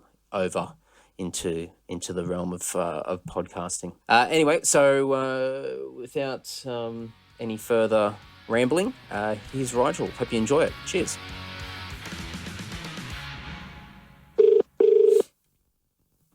Hey man, how you going? Good evening. Very well, yourself? Yeah, not too bad. Clear enough and all that kind of shit? Yeah, sounds all right. Sounds good. Awesome, man. Well, so I think probably the main reason for selecting you to get on this episode was more so for what you're doing now, more so than the band. But I did listen to you do there's a podcast that you did with the Clan the Throne guys a few months ago, and you're talking about how there's a bit of a different approach to how you look at the band and how the band functions and the goals that you guys set for the band now as opposed to probably 5, 10, 15 years ago. So that was quite fascinating. And then seeing what you're doing now with, which I don't really know exactly what it is, but you're doing a lot of leadership sort of workshops and a lot of, is it your own thing or you're working through a contractor or something? So I'm doing my own business, which is like kind of running workshops and that kind of stuff. But I've just pretty much since July, really, just been working hard out, getting my own kind of brand and also getting the speaking side of things going as well. So I've been doing workshops and stuff for about 3 years now, but it's getting the other side of it up and going and as I said, branding and the concept for my own kind of thing, which is called Conflict is Good, which I'm just about to let the rest of the world kind of know about. I'm thinking probably in the next month or so. The types of things that you're doing at the moment is something that I'm just beginning to get my head around and look at doing things down the track over the coming months and years as far as branding and self-branding goes and finding ways to, not just from a revenue point of view, but, working for yourself, but also making a bit of a difference and having impact on other people as well. And that seems to be just getting a gist of what you're doing at the moment that kind of is ticking those boxes in a way. Yeah. What's the basis around this Is it Conflict is Good? Is that what you mentioned? Yeah, that's the name of the kind of brand which I've come up with for the stuff I'm doing, which is speaking, coaching, and training primarily. Yeah. And is that for the corporate world, or is it a bit more general? It's initially where I'm thinking about starting. I mean, the thing is, like, really what I'm doing with that, I mean, if I was to give the elevator pitch for it, it's teaching people how conflict, chaos, disruption, adversity, uncertainty are really your best friends and trusted allies. So if where I'm starting, I mean, the obvious one, what I'm kind of doing already is the workshop sort of thing, and that's what I'm right now at this very moment getting there and pitching. But the end goal, what I really want to focus on, and you know, these kind of go hand in glove with each other, those three things. But it's more the speaking side of stuff because I mean it pays better. I enjoy it more. But a lot of people who are professional speakers out there do a workshop sort of thing out of it. I mean, look at obviously quite an extreme end of the spectrum, but someone like say Tony Robbins. You know, his business model is, it's the kind of speaking is what he's known for, but his big model is he'll get a bunch of people away for 3 days, like for an intensive when they're, you know, it's almost like a 10, 12-hour day for 3 days where it's just full immersion and, you know, make a ton of money charging a lot for, you know, an intensive 3-day thing as opposed to a one-off here or there. And there's a lot of different ways you can do it. And workshops, you know, is something that you can package in with your speaking. But the speaking stuff is where I really want to focus, and that's what I'm working on, kind of drawing out at the moment. It's the keynote speaking circuit, or even, I don't even know if you'd call it an industry itself, but I've been quite fascinated with it over the last 6 to 12 months, and people that are starting to tap into that whole spectrum. It's something that I've been quite fascinated with, listening and seeing other people talk, and it's all about perspective and getting new ideas and new ways of thinking and whatnot, regardless of whatever the topic or the purpose of the talk is. And you know, I have definitely seen examples of, and you know, you mentioned Tony Robbins, but even like on a smaller local level, and seeing how successful a lot of these guys are, and it's, I mean, you're definitely inspiring people, and that's why people want to pay. They want to be inspired and be taught something that's probably not taught in their current role or from education or whatnot. So it's quite fascinating.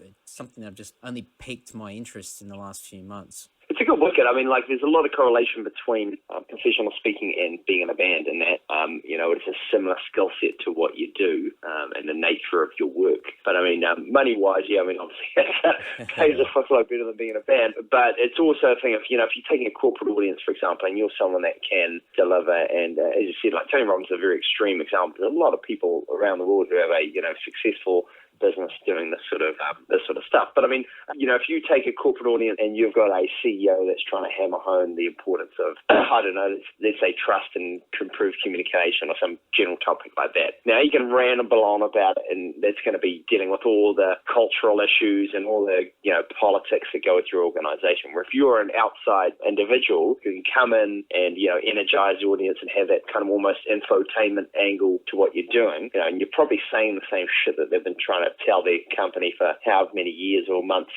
you know, and they don't listen because it's that kind of internal politics. But if you can come in and, you know, you've got an audience of 100 people and you can get that message home, I mean, you know, if you do that by a head sort of thing, companies will easily pay, you know, in the hundreds, and, you know, if you're talking the extreme end of the spectrum, thousands per head for that sort of thing. If you're delivering it to the audience that matters, and you're going to be able to deliver that result, quantify that. So there's some mega money in it, and it's if you've got the personality for it and you're prepared to put on the hard sort of work, and yeah, I think a lot of people that do music are of that inclination anyway. You know, it's a really good work to get into. So for me, it's just more, you know, because how you differentiate yourself. I mean, there's you know, again, using Tony Robbins as an example, there's a million people that can get up there and say that in sort of generic, you know, motivational messages, and how you differentiate yourself, you know, your product, which is really kind of you, and how you use your story, but also your ability to articulate that in a really comprehensive, tight manner is, you know, kind of really your product, if you like. So for me, it's been really a process of drilling down on what that is, which is a lot harder than you think it is when you first do it. I'll tell you that. You know, I thought it would be hard at all. I thought it maybe take me a month, but I've been working this for about 4.5, 5 months now, and I'm finally at the point where I've got the brand together. I'm just developing, you know, my kind of minimum product, if you like, which is, you know, kind of a half an hour, 40-minute talk. And from there on is the point now where I start very heavily into pumping out blog posts, videos, vlogs, stuff like that. I haven't specifically decided how I'm going to package it yet, but it's now the point where I'm going to start developing that content and telling the world, and everyone, hey, this is what I'm doing, and come check it out, But it's been more like developing that base and getting your head in the right space and all your ducks in a row before you go out there. And like with a band, you don't just jump on stage and start playing. You got to write your songs. You got to get the tight, and you've got to rehearse it all, and you've got to get some sort of a solid concept before you go out there and jump on a stage. Otherwise, you look like a fucking idiot. So it's been really getting to that stage where in band terms, I have a 30-minute or 25-minute set worth of material, and maybe the equivalent of a T-shirt, if you know what I mean, or and a logo and all those basic things, where people can see you and decide what you're about, and then you start, pumping it out there and developing it as you go. Is it, you mentioned before, like, initial perception of it that you'd be able to slap something together somewhat quickly. What was out of all those things that you mentioned, there's quite, there's obviously a lot more to the process of building content and getting that vision and which direction you want to go. But was there anything in particular that was a surprise or a challenge to get to where you are now, to about to take that next step? Probably the biggest one that I struggle with is when I started, and I don't know if it's just a New Zealand thing, but I think I suspect to be the same in Australia, is that, even though I'm in a band and I'm not the sort of person that has big qualms about going out and singing my own praises when need to be, was that I really didn't want to make this about me. I wanted to make it about the concept or the ethos that I'm selling. But with speaking, and more and more it's been realization. I'd heard this before, but I just it never quite hit home the way it has in the last couple of months of,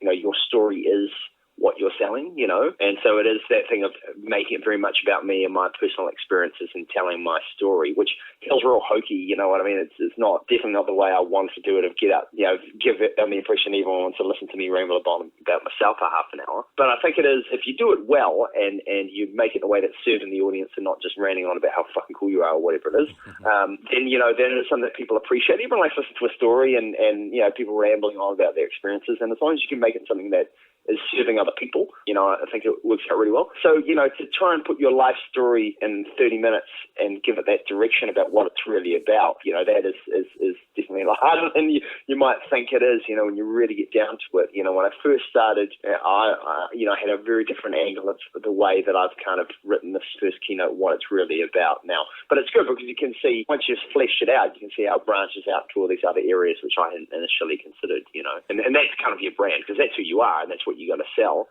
So, if you're trying to make it about this external idea, not only are you kind of doing yourself a disservice, but it lacks that kind of conviction and gravitas. So it's really, kind of a journey of self-discovery. Sounds fucking hokey as, but, it's that thing about, you really understand what you're about and what you're trying to say, which, believe it or not, is actually nowhere near as apparent at the end of the process like this as you might think it'd be at the start. Yeah, I think it's like when I listen to somebody else speaking, you obviously, if you're going to be convinced by anything that they say, there has to be that genuine feeling coming from the speaker, and you want to have that connection where you sort of, not so much that you feel that the speaker's speaking directly to you, but that you get gravitated towards that person. There's something about that person that you like, and it could be something very basic, such as mannerisms and whatnot. But I mean, the story and anything that's a bit personal usually sort of solidifies those connections, and that's why people will continue to come back again, or they start passing on the information onto other people, or they come back for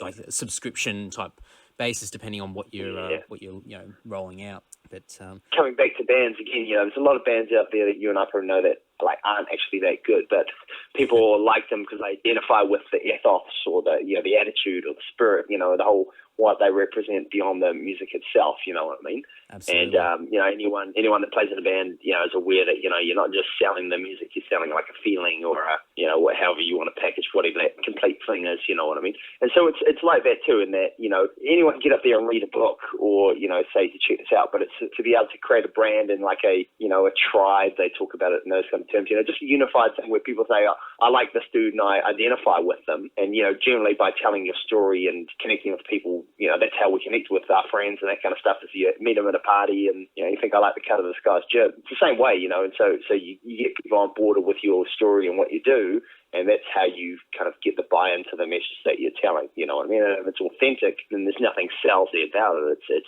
I get where this guy's coming from and it makes sense to me. So of course, what he's talking about is going to click. So. And the other thing you mentioned before about blogs and vlogs, video logs, and blogs, and whatever they're called. Obviously looking at developing all different ranges of content to attract a listener base or viewership to gravitate towards your brand. Is that with the purpose of creating different revenue streams down the track? I mean, I know I keep hearing the things get reiterated all the time about developing free content and building that interest and bringing people towards your brand, and then you've got that opportunity to be able to sell a service or a product or whatever it may be. Yeah. Is that something that I mean, I don't you don't have to go into nitty gritties of what your plan is moving forward, but is that sort of the concept what you're as far as developing all these different types of content for your brand to pass that message out? It depends. I mean, like I haven't, I think it is very dangerous at this stage, and get this thing off the ground to be focusing too much on too many different ideas, Yeah. So what I do basically is the focus of what I talk about and what I train people is that, conflict, adversity, randomness, unpredictability, they're all things that you cannot change, you cannot control. And I think we have this aversion in society generally where we see conflict and those things as bad, when really they're very natural, very normal, and you're much better placed to learn to work with them than to try and avoid them. For example, if we talk about this in the context of organizational culture and risk, we're very bad at planning for the uncertain, and people have this attitude of thinking that, well, if I engage all this risk planning and I think about all these possibilities, I can create this plan where we're never going to make a mistake and things are going to run perfectly. That's not the way that human beings or evolution in itself are designed. We're much better at creating something which is responsive to the unknown than creating something through science or proper planning which is going to anticipate every foreseeable circumstance. So, for something like that, there's a lot of different ways I can take it. I've got about 6 months of different things I can do. But what I'm picked to start out with is when I was first getting, after I left the police and I was first getting the stuff off the ground during uni, I did a bit of part-time work at just on the phones there, answering the emergency calls and that sort of carry on. So the logical step for me was what is a role or an organisation that deals with that sort of situation that relies on using the phones, because I've got that recent contextual example. So I picked, things like ISPs, power companies, local government, insurance, things like that, where you get people that call up and basically treat like a piece of shit because you're the gatekeeper, really. They're pissed off at Vodafone or the insurance or what for not paying out because they've cut this off. And you're the guy on the end of the phone that has to wear all the flack and kind of stand in between them. And they're just treating you like crap because they just want to manipulate you to get something done, and you're the guy that's going to stand in the middle. So basically what I picked that as training their staff, and this is the first kind of thing I'm really getting out there and pitching, training their staff to deal with a situation which is a rock and a hard place one, where people are going to treat you like crap all day, and even if you've got the best communication skills in the world, some people are just going to walk all over you all day. And so it's learn to be resilient and in fact thrive in that sort of environment, to see what's good in it and to grow from it. So that is an example of, what I'm talking about is a very big, wide, nebulous kind of concept. And in fact, what I see I'm selling is almost like a philosophy or an ethos. But you need to pick a specific product like that, in fact, because otherwise you just chase your tail forever doing a little bit of this, that, a little bit of you never make any progress. Focus. So, yeah. Even that's probably not my ideal end, market, going on in the future. It's just that is something which I know how to do now. I already had a body of knowledge from some of the workshop shit, which I've been doing the last couple of years as well, where I could easily move into that zone. So here's an easy win, which enables me to get out there and get that real experience of it. And, I think that's a really good, important thing to just launch, to get out there and get something out there. But also, it is something that ties in really tight with the stuff that I teach as well, is that, an example that I use when I'm talking about this more in the concept of business planning is there's an app, and I forget the name of it and what their exact service was, but it was something like a location-based app. Let's just say, for example, it's finding your local pizza restaurant. It was something like that. And so these guys launched it and put it out there, and they launched it when it was pretty much like half done. There was all these bugs in it. And the first couple of reviews were, this app's fucked. It's got all these errors in it. This thing's not working. It would be really good if this and that weren't fixed. But that's the way that you get that feedback, because otherwise you can spend 6 months in R&D trying to anticipate what the customer wants, whether this is going to work or it's going to be a big issue or not. The best way is just to launch it and get that real-time feedback and not be afraid of making those mistakes, you know what I mean? Hey, if you sat there and waited to try and perfect it, by the time you get to the point where you think you perfected it, the technology's changed anyway, or the environment's changed. And see, forever, as you said, you're chasing your tail just to try and get there above the market. So, yeah, no, 100% agree. You've got to take action, you know what I mean? And so I think it is about creating that minimum viable product and just launching. And these guys, you know, of course, they save themselves a lot of time planning because, you know, in a sense that, you know, the customer's doing your, you know, your bug checking for you in a way. And I mean, you want to have, obviously want to have it workable and not just a completely unfunctional piece of crap. But it's a thing of, you never really know what's going to work and what's not going to work until you test it, until you get out there and try it. And it's so viable in so many areas of business, marketing, et cetera, et cetera. So I think the big thing, coming back to, you know, how we started on this, was just pick something that you've got and get it out there.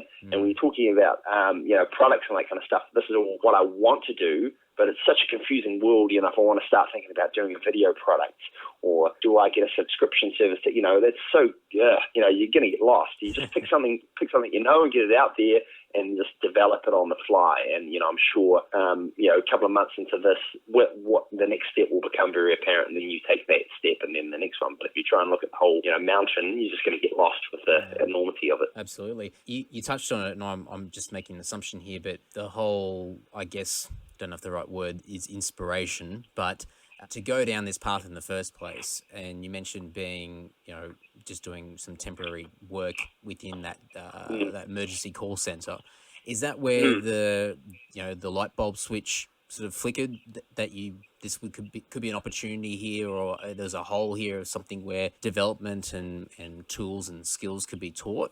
Or was it something that you already had in your head before then?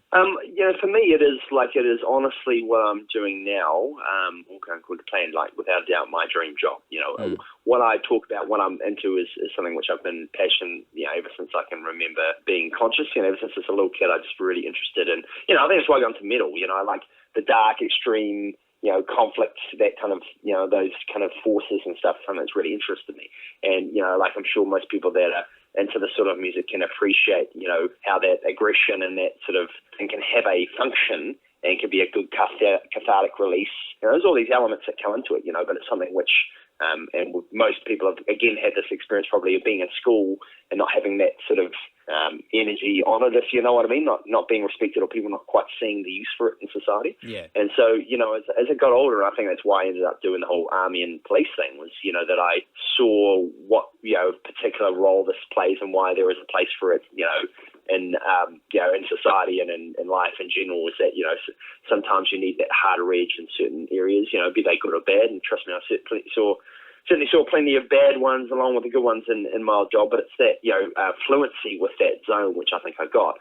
So, you know, to be able to talk about it as a philosophy, I mean, that's kind of what's really attracted me to music beyond the, you know, the joy of playing, was kind of that spreading of the culture, if you like, you know, that you're spreading, and the influence that you have through that kind of stuff is really cool, you know, beyond the whole lyrical stuff, you know, just in your particular zone of metal and the stuff you like playing, you know, connecting with bands of like-minded influence, going on tour with them and, you know, spreading that kind of thing is something that's really appealed to me. So for me, it wasn't really assessing a business need. It was more realizing, this has always kind of been the back of my mind, have been the thing I've been following, but now I'm in the zone where I'm just completely trying to make a business completely out of myself and my thoughts, my approach, as opposed to trying to contextualize it in someone else's company or a role like that. So it's pretty awesome, like, you know, really, really amazing to be doing it. And for all the hard work I'm working myself at the moment, last couple months, definitely getting this going. But it's so worth it, because it's like being in a band, you know, it's just your passion and your dream 100%, you know what I mean? Yeah, so it's not really a case of, it's more that I've just, in the back of my mind, I've always known that there's a place for it and there's a use for it. But, you know, you can be, in any sort of field, there's a way where you can be getting dollars and cents for it if you really think about how you can offer a value proposition to a wider world with, you know, more money and more need. That's how you get, you know, the bigger fish, so to speak. You know, if you're, you know, running a juice bar, you could run a juice bar, you know, just in your local suburb. Or if you understand how to franchise, how to grow your business, how to manage it, you create a worldwide, you know, like a McDonald's of juice or whatever it is, tank bar, I don't know, something like that. You know what I mean? If you've got that kind of depth of vision to what you're doing. So I guess for me, it is that thing of really trying to get out there and just simply take, you know, what the thing that's been driving you in its most pure essence and make money out of it. So for sure. And I assume that once there's a bit of clarity as to these next steps that you're going to take, that, as you said before, like being within the army and the police force and even with the band, you may have seen it as you were going, but to go back and look back on those experiences, you probably would have found so many, as you said, stories and examples and things that you could just pull out from experiences in all those different facets. Because, as you said, you see the good and the bad, and there would have been plenty to pull from. Yeah. I mean, and that's it for me, as it has been, and this is kind of, the benefit of doing the keynote speaking sort of thing, is you've really got to kind of understand your own story, and it causes that kind of reflection on, yourself and how you got to be where you are today and that sort of carry on. And, it has been that same sort of thing of really understanding that this has been a thread which I've been unraveling, since I was a kid. It's just, this is the next logical progression of how you can turn it into what you do with, your professional life. Yeah, absolutely. And I guess just to shift a little bit, with all this that's happening, and just from the sounds of it, it sounds like it's taking up the majority of your of your life at the moment, and a lot of your focus. Yeah. How's the band fit into all that, and how have you had to reshape the approach or the vision or any goals that used to be set for the band, and what's changed now as opposed to 5 or 10 years ago? Sure. So, I mean, I think, for us, what it was for me is that we were going pretty full on to sort of 2010. And then around then I had an opportunity to basically enter what's the Diplomatic Protection Service stuff here. So basically I was protecting the Prime Minister until I left in sort of mid-2012. So when you're doing that, the police is an organisation where they're ever going to be say you can't do something, and certainly in the wake of me being on the news and the whole politics and controversy that came out of that, I don't think that they would have said you can't do the band, but it was certainly the sort of thing where if I wanted to pursue that, I definitely would have to keep it on a bit on the D-Lo, if you know what I mean. Yeah. And so, for me, it was a thing of, here's an opportunity to do something which I won't get again, that you can only do in that context, so I wanted to make the most of it for those couple of years, and so we did. And it was also, we were a bit strapped for cash at that time. We brought a lot of money to do a lot of the touring that we did, so it kind of made sense to kind of regroup there as well. So coming back into things, we really started again sort of mid-2013, and then it was straight into writing an album. It's part of it's been just getting head around where it is these days compared to then. Because I remember, like the first couple of times when I would have met you guys, like 2006, 2007, around then, it was a very different world than it is now, at least in my opinion, with where music is going, what the possibilities are and that sort of thing. And, back in those days, I mean, when I was a kid, the whole dream was, you just need to kiss the right asses, get in with the right record label dudes. And once you do, and if you play the game for long enough, then, you're made, and once you're signed on this label, you've got this sort of momentum going, you're sussed, so you just suck it up, go through all that kind of crap till you get to that point, and then, eventually you're going to be making some sort of money off it. And I think nowadays that prospect is, more and more slim if it's viable at all for, extreme metal. There are, a couple of notable examples. But I think you're fooling yourself if that's what you're doing. And a great example of how I think it has shifted now is my friend Jim, who plays in the Claim Throne, Entrails Eradicated, Distomb, all that. Yeah. He was talking about when they did a tour of the States with Entrails Eradicated, and they did it in an RV. And, to get an RV in the States, you generally have to do them pretty well, and it takes quite a few years of slog. And, I knew quite a few bands that were doing pretty well that are still just doing it in a, like a Mercedes-Benz Sprinter or a similar sort of, Ford F-150 or whatever the American version of it is. And so they're doing it. A lot of bands doing that. So doing an RV means you're doing stuff pretty well. And for them, it's a pretty small tour. I think they were playing, sort of 60, 80 people a night, in not that many dates. But, they all work in the mines, and they did the FIFO stuff. So it was just a case of, well, let's just all work another week and we'll just pay for it, And that way we don't have to deal with all the stress. We can, live it lavish and have a good time out on the road rather than have to stress about all the shit that you stress about. And that is a great example to me of, you can play the game and get fucked around by these promoters or the music industry politics to maybe get the RV, or you can figure out a way where you can just do that on your own and do things on your own terms. If we've got to go on this ridiculous tour just to keep the name going and make the money, no, we don't need to do that because we can just make the money. We just pay for it. And I think that is really how it's shifted in that it's so much harder to make the money out of music and have some sort of realistic situation where if you live in a Western country, you can actually pay your rent and go out on the road. What you really need to do is be either shift your approach to music itself or shift your circumstances. And so to me, it's been two of those things. Now I see music as more like I think all of us aren't really under the impression that we're going to be making mega money or mega big, out of this. And I fucking love being on the road and living like an absolute dog. But, I just don't think that all of us would want to do that. Like, say, the way that a band like, say, King Parrot or Thy Art is Murder is doing at the moment, I'd like to be a little bit more selective. If you've got the right opportunities coming away enough, yeah, definitely. And it's not the conditions. It's just, I wouldn't want to jump on any tour just so that you're on the road, want to be a little bit more choosy about the way we present ourselves, the more like the logistical conditions in which you're presenting your music. So it's that, and it's also shifting that now, for the reasons I was talking about before. It's not so much about making money, it's in that what you can get out of music. Still to this day, I can go to all these countries around the world and sleep on people's couches and, hang out have friends in a social group where I can move to all these countries and I'll be set up. Whereas, if I didn't have music and metal, no way you'd have that. You'd be a stranger in this foreign, fucking land trying to make friends, trying to start from zero. So it's the connections that you have, not only personally, but if you think about what I'm doing with talking and whatever other business stuff you got going on, it's being able to leverage that as well, which I think is something which is invaluable, man. You can't pay for that. The community and the respect and the friends that you make through metal and that common bond is something which is, priceless. I see it as unique, isn't it? Yeah.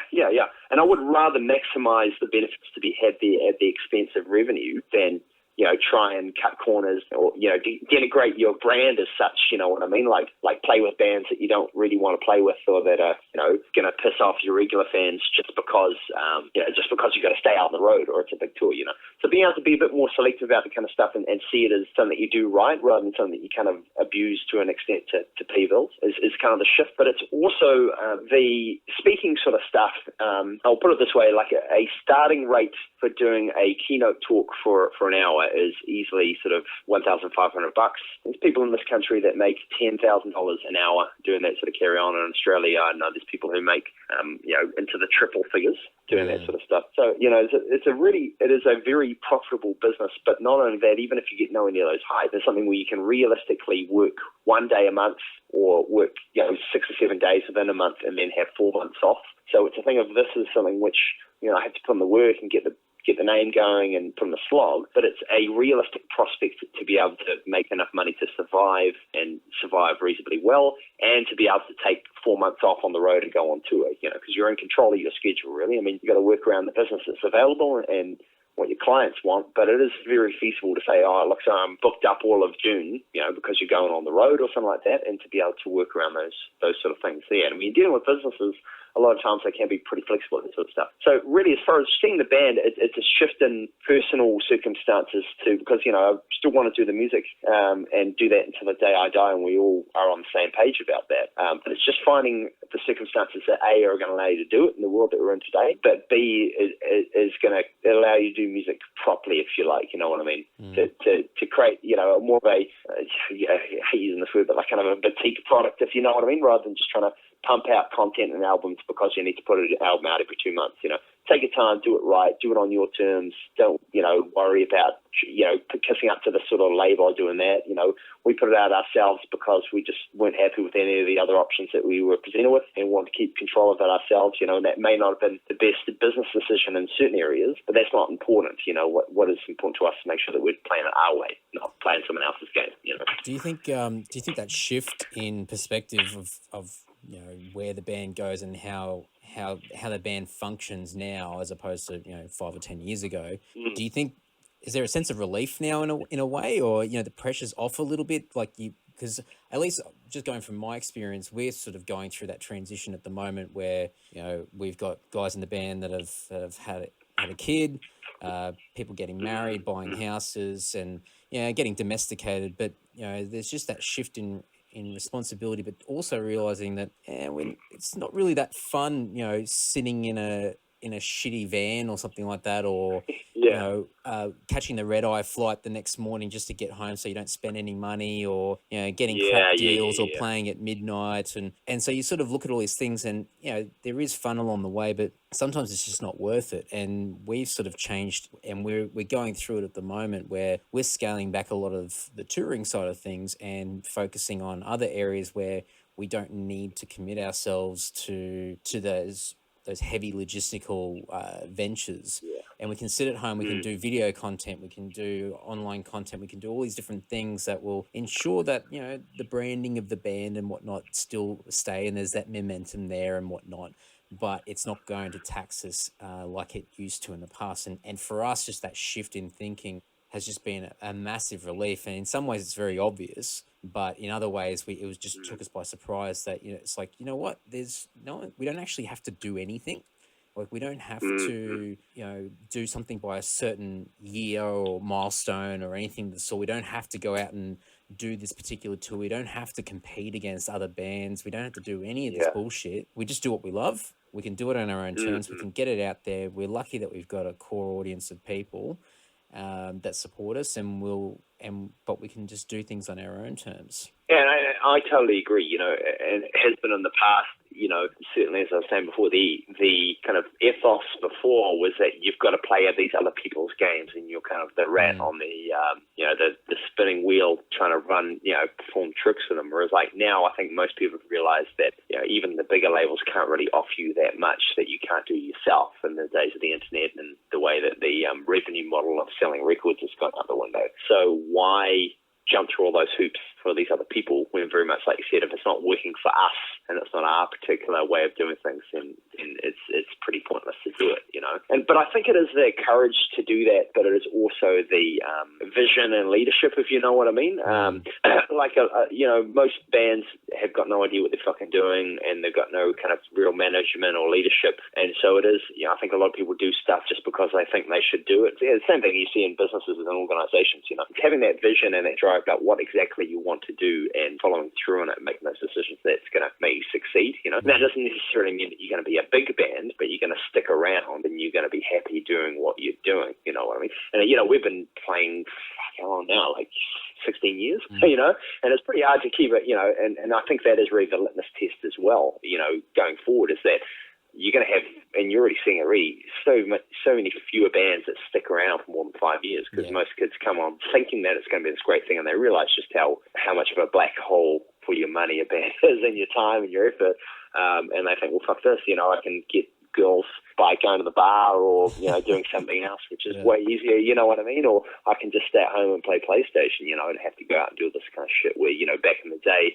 that was how you used to meet people before Facebook. You had to go to a show, whereas that now all that stuff's available. So I think there a lot more bands are going to come to that same thing, but the ones that stick around, that have the longevity, to me is really the key, And as long as it's working for you, that's what gives you that longevity. So, I mean, what you guys are doing is obviously what works out for you, and hopefully, our goal, what we want to do, is what specifically works out for us. So I think it is just that awareness of being able to control your destiny and what exactly you want out there is, which is the important thing to get a grasp of. And I mean, obviously, you guys have been around as long as you have, you're old enough and wise enough to have a pretty clear idea about what that is. I think it's a differentiation between yourselves and a new band that might be coming up, Yeah, and I mean, even for us, we still have to try and get everyone aligned. And we went through a lot of teething over the last couple of years where everyone had a slightly different vision of well, whether there was an end goal or not, but where we wanted the band to go. And, part of us in the band wanted to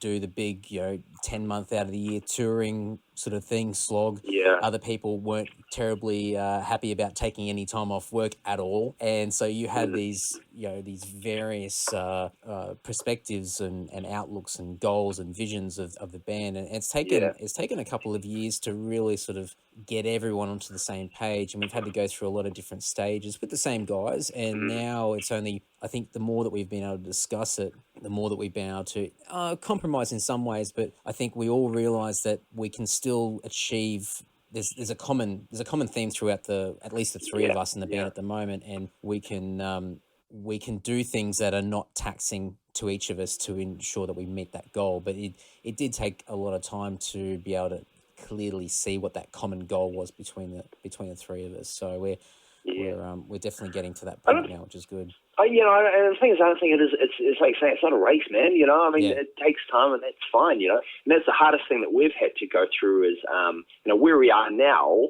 I would have liked to have done a lot more touring so far for this album we just put out earlier in the year, but it was, I had some business stuff going on right about the time it came out, so I had quite enough time to throw at the PR side of it. And also, we were going to tentatively be doing Europe at the end of the year, and that just kind of fell through.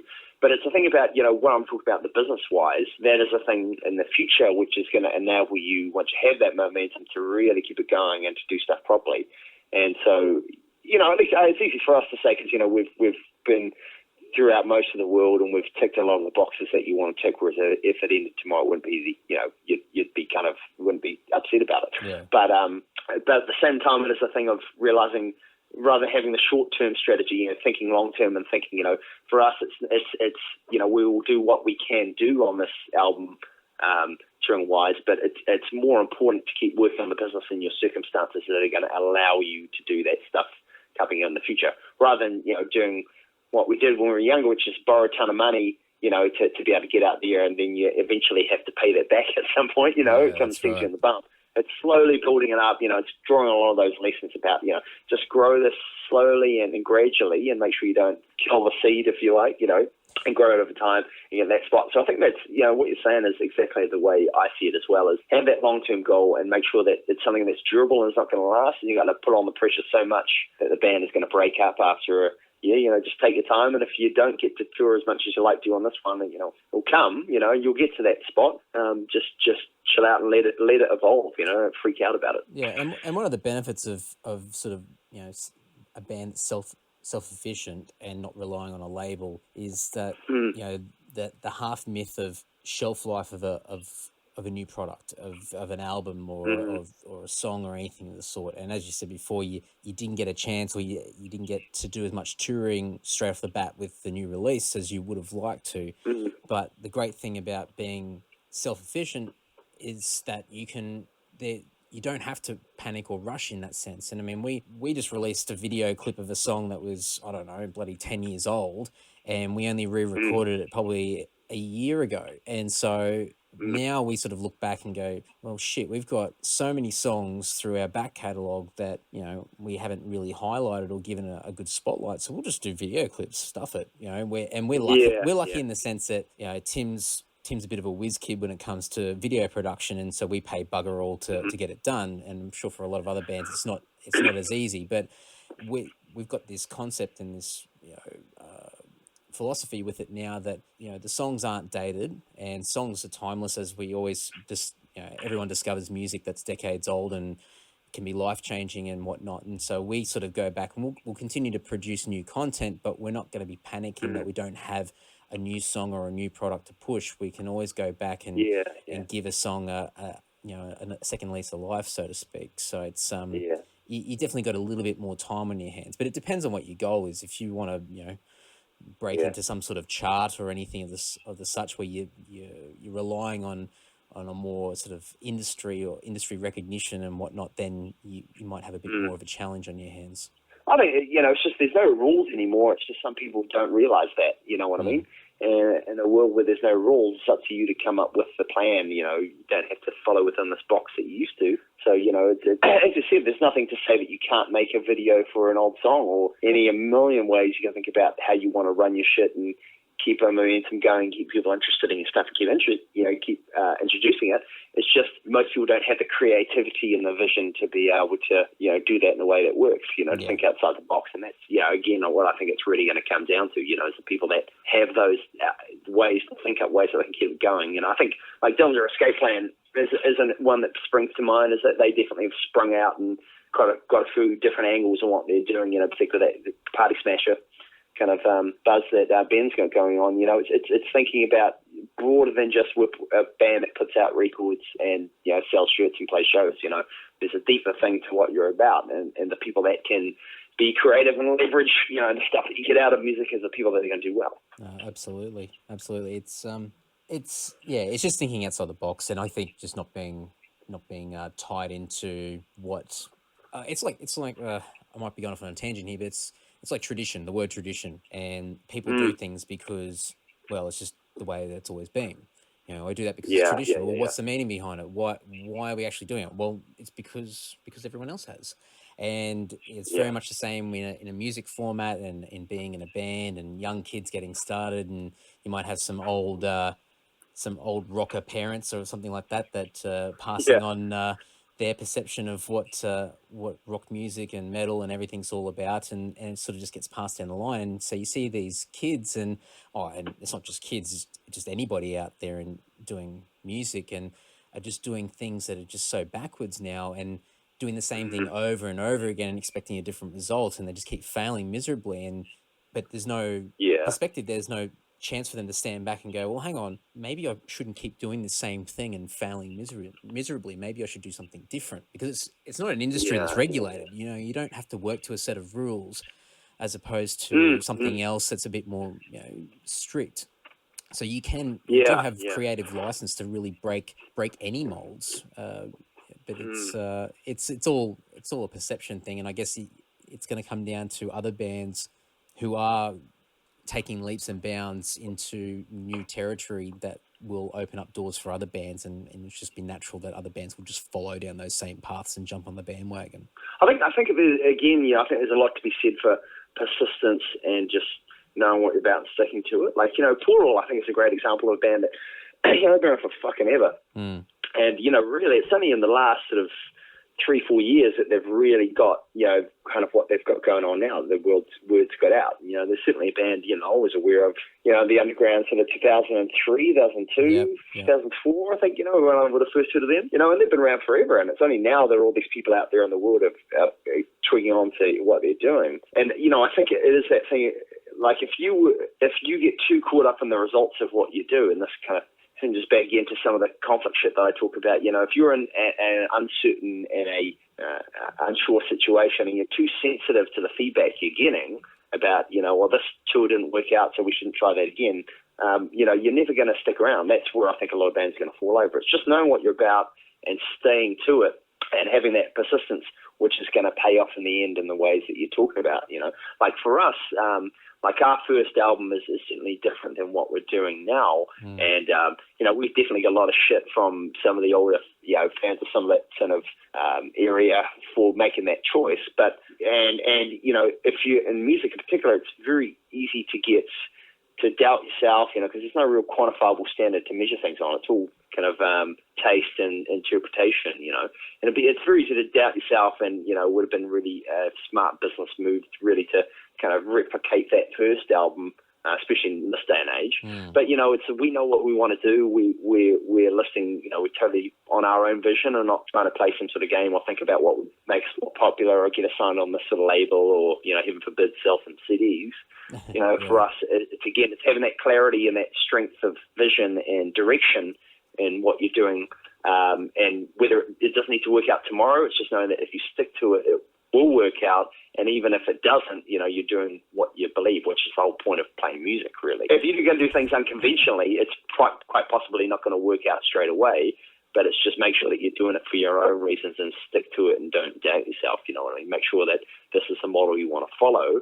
You've got that sense of, authenticity or, knowing what you're about and sticking to it, I think is really the key in the music. It's going to be a lot more of a long game than it used to be. Absolutely, and I think just the satisfaction of doing it on your own terms will translate into longevity of doing what you're doing anyway. So it's definitely in your interest. So with everything going on, and obviously taking a different scope on all these different facets, how do you have any particular what's the way to describe it? Do you have any particular approaches or daily habits that you put in place to be able to maintain or balance everything? Do you have structures to your day? Like, I'm really interested in how people balance out everything, because time can get away from people with stupid distractions throughout the day, and you find out that you've tell me about it. Yeah. Yeah. At the moment, I'm completely crap at that, but that's because it has really been since July a thing where really to be able to do what I need to do so you take the workshop stuff, for example, usually at least a month in advance booking those sort of things, right? So to be able to get the workshop out there, you need to have it written, and to be able to get the workshop that you've written out there, you need to have the good knowledge of the sales process. And in the line of work that I'm in, the sales process is a lot more about networking, and knowing people and building those sort of informal things rather than just cold calling people. Yeah. So and to be able to be a speaker, you might know what you're talking about, but you've got to be able to, if someone says, "Oh, so what do you talk about?" You've got to be able to express that in a very clear, concise manner. Possibly even talk about it for 10 minutes or so. So where I'm at right now, it's a case of, man, I just need 6 things yesterday. You know what I mean? Yeah. These skills which I've all had to learn how to do and develop. So I've always found, and I've been in that space with a few skills that I've learned over the years when I've tried to make transitions like this. It's always that first part where you're kind of getting that initial momentum. You're pushing that boulder and you're just trying to get it rolling.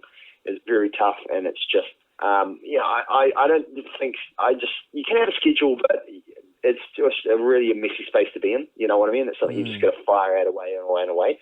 But once you've beaten that, and this was how I was up until July when I took this on, I think it's definitely like, if you talk about schedule sort of stuff, I think it's really important to, I don't wake up early. I hate getting up early in the morning. I get up like 10 o'clock in the morning or something like that if I can. But normally, once you do that, though, I'm very big on having a routine and your morning ritual and that sort of stuff is a really important part of focusing your day. Because especially nowadays, you wake up and a lot of people, and I'm certainly someone that does, the first thing you do is like check your phone, right? Or, look at whatever's on there, And that straight away, you're on the thing of you're reacting to what other people are telling you to do. You wake up and you see this message, and all of a sudden you've lost what you were going to be doing for the day. You've sucked into someone else's influence, what I mean? Yeah. And there's these myriad of distractions that we've got nowadays which make it very hard to be focused and to stay zoned on anything. I think that is a really important skill to possess in the world going forward with where we are now. So for me, it's a thing about the first thing you do, you wake up, don't look at your fucking phone, go to the toilet, do your bathroom stuff. Then to me, it's straight away do 15 minutes or 10 minutes, depending on the situation, meditation. Then you want to visualize what you got to get done for the day. And then I have my coffee and my breakfast, and I always try to have a very structured, the same sort of thing every time in the morning, because it is creating that sense of, it's not so much for doing all these things, but it's reinforcing in your brain, I'm not going to check my email or look at all this other shit until I'm ready to do it, It's reinforcing to your brain that I'm in control of my day and I'm deciding my routine. I'm not responding to other people's shit, I'm being the actor, not the observer, if you like. And, when you're working at home and you're self-employed, and particularly what I do, which is, not like an output-based sort of thing with creative stuff, it is very hard to tie it down. You can easily lose hours here and there. It's very unmeasured. So I think reinforcing that at the start of the day is a really important part of your routine to set off in that right space. I want to get into when, in the next month or two when I'm able to get back into doing this shit, I want to start running because at the moment I'm running like 5-6 days a week, sort of 45 minutes. I want to start doing that first thing in the morning too to get that out of the way, put you in that right sort of zone. So that's something a lot of people talk about, something that I don't do. But after that, I think a really important thing to do is, they say you can only really do, and it depends what you're doing, but sort of an hour and a half of real effective work before your mind starts to wander. Yeah. So I'm really big on, and it depends on the nature of what you're doing, but if you're going to be sitting at a computer doing research or typing shit out or working on something, I set a timer for 90 minutes, beeps, and then I have like a 20-minute micro break where I get up, walk around, get out of where I am, do whatever trivia bullshit you want to do, and then 20 minutes over, back to 90, and just bang out 29, 29, 90 until, whatever time of the night you're going to stop. But I think that's one that works out really well. Doing that and just the awareness of, it's really hard, man, when you go through these spikes of learning a new skill where you've just got to hustle like mad, like I was kind of saying I am right now, and knowing that point we just are going to, after 5 or 6 or 7, 10 hours, depending on what you're doing, you're just not going to get anywhere, man, and you find yourself like looking on Facebook all the time or getting sidetracked on something, and you just got to go, man, this is done, day's over, time to relax and not feel guilty about it, which can be a very hard thing to do when you're in that kind of zone. Yeah. So I think it's not just when you're in a routine like the one I was talking about before, when you're in that good zone, but when you are in that thing where you're flat out, also having that awareness of not only during your day, but during your weeks of like, man, I'm just completely fucked now. I'm mentally exhausted. I need to just take some time and do some, trivial, frivolous shit because, it's really the best way to recharge. Because I'm one of those guys that just workaholic on something, and I know I can go too hard and get kind of sidetracked and get in that upper addictive zone, which doesn't happen anyone. So yeah, that would be my rant about it. Well, a lot of that, I mean, a lot of that sounds like it'd be a form of mindfulness in the sense that you really have to sort of be aware of what you're doing as you're doing it and realize when to stop and when you're getting distracted and when you're not being productive or when you're just going way too hard, and it's just from what you're saying, it sounds like you may have read or listened to a little bit of Tim Ferriss over the years, possibly. No, to be honest, that kind of comes a little bit more. Like I've read the 4 Hour Work Week, and I'm a fan of the stuff, but that's pretty more like it sounds real hokey, but like Eckhart Tolle. Yeah, yeah. That kind of like Oprah is like really big into. Like I read his book Para Now, and I thought that's actually one of the better ones I've read about that kind of shit. It just makes you aware of some of the thought processes that your brain goes through that aren't really that useful for you. That don't serve you. And so it's a few things like that. But a really good book I've read about this, which I really recommend to anyone that struggles with all those distractions and maintaining focus and that kind of thing, is a book by a guy called Tony Crabb, Tony Carabbe, called Busy. Yep. And, he talks about, in the world we're in today, we've got this thing about time management, right? We're just trying to squeeze more out of this limited pie, you know what I mean? And this concept of time management implies that, you've got to try to better balance and optimize your use of time. But, what he really talks about is that is a really, poor attitude to have about it, because it makes you think that you can squeeze more in your day and, that you can take on all these extra responsibilities and distractions that people are throwing at you. And the best way to do it is just cut them off, like don't reply. I think Tim Ferriss actually does talk about this in 4 Hour Work Week, where he says, check your emails twice a day, or something like that. I think it's a similar thing to that, but he goes in quite a bit more depth about it, about just all these distractions, about how much they fuck up your day, because it's this psychological thing of task switching, where supposedly if you start doing something, let's say you're working on the computer and then you check your phone, and you have that kind of distraction, it takes you a good, apparently half an hour to really fully get back in the zone, once you've really got that flow state going on. And so those things are just fucking kill you, man. Kill your productivity, kill your focus, and all these distractions, advertisements, fucking frivolity, Facebook and shit, trying to drag you away from your mission of, doing your music or doing your business or whatever it is, the stuff you're supposed to do. And so it is really, it's almost like a war or a battle or a discipline sort of thing of you just got to cut that shit out and, stay focused on it. And so all those things, I think, help enable that, help you stay focused on you and putting yourself first and getting your shit done so that you can help everyone else out rather than trying to be all things to all people. Well, it's part of the power of saying no as well, and not just taking things on for the sake of it. It's being able to just cut out a lot of the crap that you might think is important, but in the grand scheme of things is not really adding any real value to whatever focus or goal that you've got in place. There's a book that I've read a few months ago, The One Thing by Gary Keller.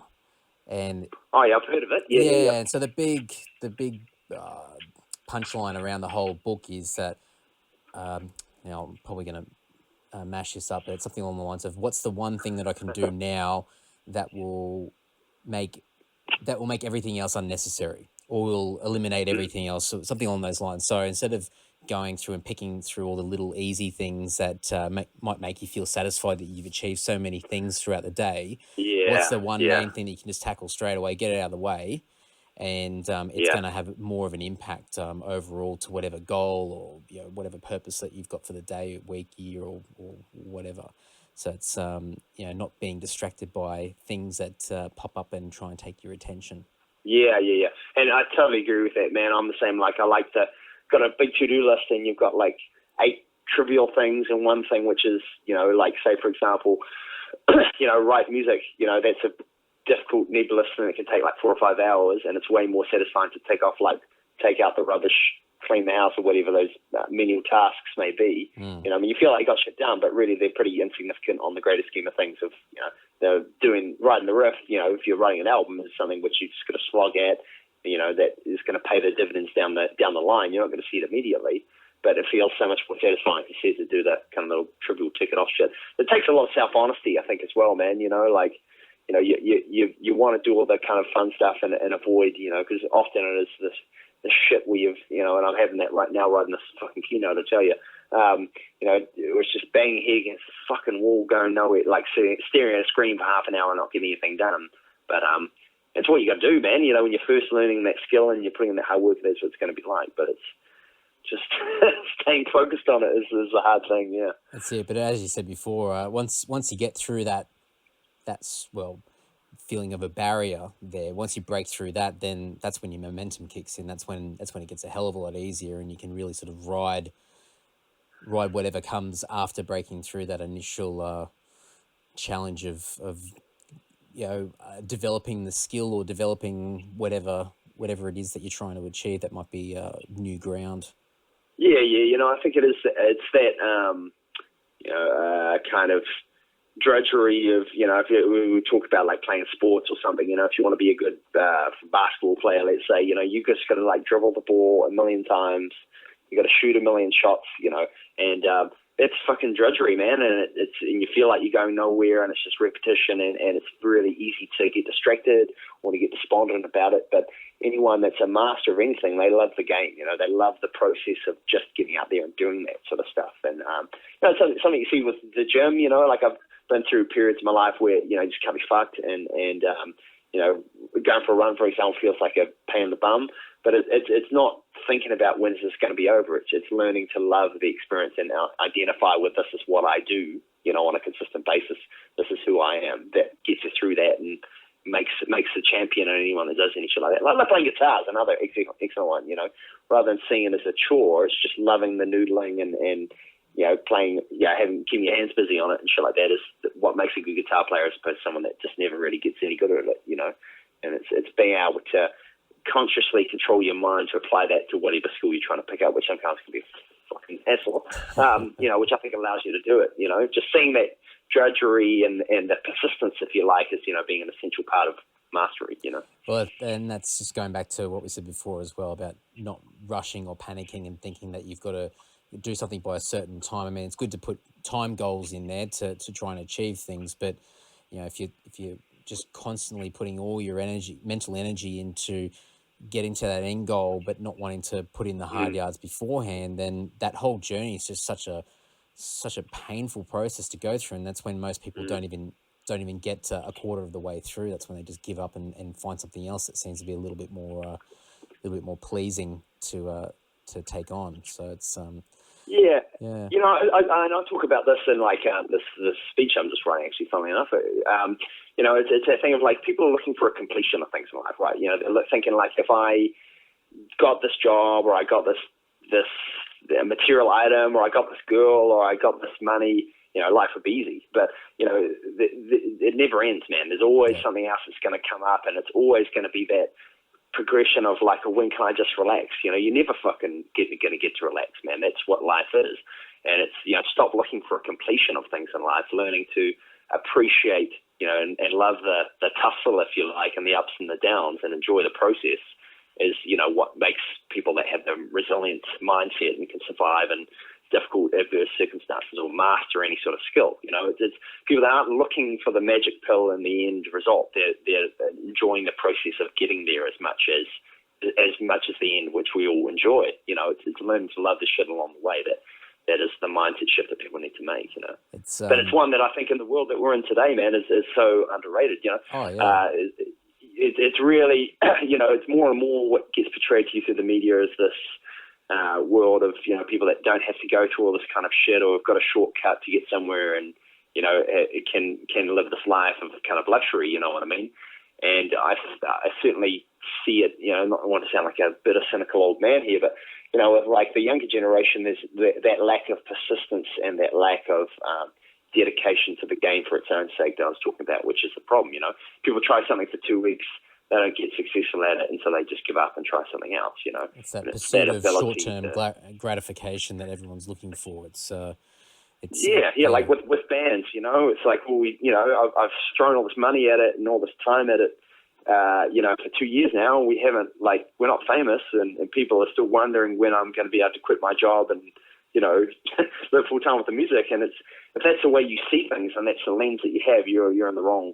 You've got the wrong mentality. You're in the wrong game. You know what I mean? You've got to love it so much that, like we all do, it makes no sense on paper, and it fucking wastes your time, your energy, and everything else. But without it, your life's empty and vapid. And so, why would you do anything else? That's it. Absolutely.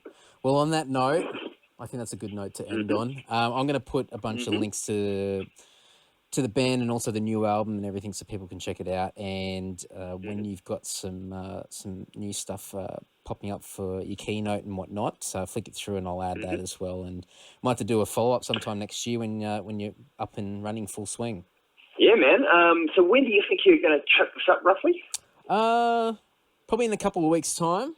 Sweet. I've just got Cool. I've got a couple more people I'm going to do this week, and I've had a bit of a pain in the ass with some of the episodes. I put one up last week and its website's crashed, so I reckon probably about 2 to 3 weeks it'll be up. No, that's good for me, because at the moment, my website, I haven't really got that much shit up on there, but I'm delivering this keynote on next Monday, which I'm just frantically trying to get this shit all typed for. And once I've done that, I've got a whole bunch of half-written blog posts that I'm going to start throwing together pretty soon too as well. Yeah, so hopefully by that point, we'll be up in a position where I actually want to show it to people and shit like that. So that would work out really well, actually. Well, keep me posted, because if I have to hold out for an extra week or two or whatever, I'm happy to do that, because I've got a whole bunch of other people. So I'd rather link it in with something that you've got to push on your end as well. Yeah, that'd be really cool. I mean, it shouldn't take that long.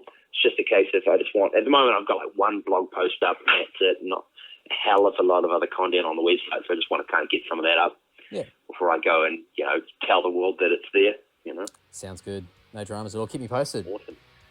Yeah, man. Hey, thanks so much for the opportunity, dude. Really appreciate it. No worries. Something different, eh? Yeah, indeed. No, I like it, man. Thanks for listening. Hope you enjoyed it. Lots of really cool stuff in there. As I said in the intro, be sure to hit Rigel up via all the social media links that I'll have in the show notes. If you did enjoy it, please make sure that you let him know. I think it's one of the small things that I can do to thank all the guests that take a bit of time to jump on a phone or on Skype and have a chat for an hour or so. It's I know everyone's always it's really appreciated for me, and I think if anyone gets anything out of it, it would be amazing if you can just let those people know that you did get something out of it, and hopefully it'll encourage a lot more people to become involved, and whether it be listening or actually participating in an episode. All the links for the new album, The Tides of Damocles, will be on the show notes. As I said in the intro, be sure to check out the album artwork. It is just spectacular. It's just fantastic. Links to Rigel's blog and websites are all going to be on the show notes as well. Once again, type in the word Antisocial through our online store, lord.net.au/store. Use the code word Antisocial and get 10% off anything and everything on the store, and that is just that'll forever be there as a discount for anybody who listens to the podcast. If you want to do me a massive favor, jump on the Facebook page. That's facebook.com/AndyDowlingOfficial. Very wanky.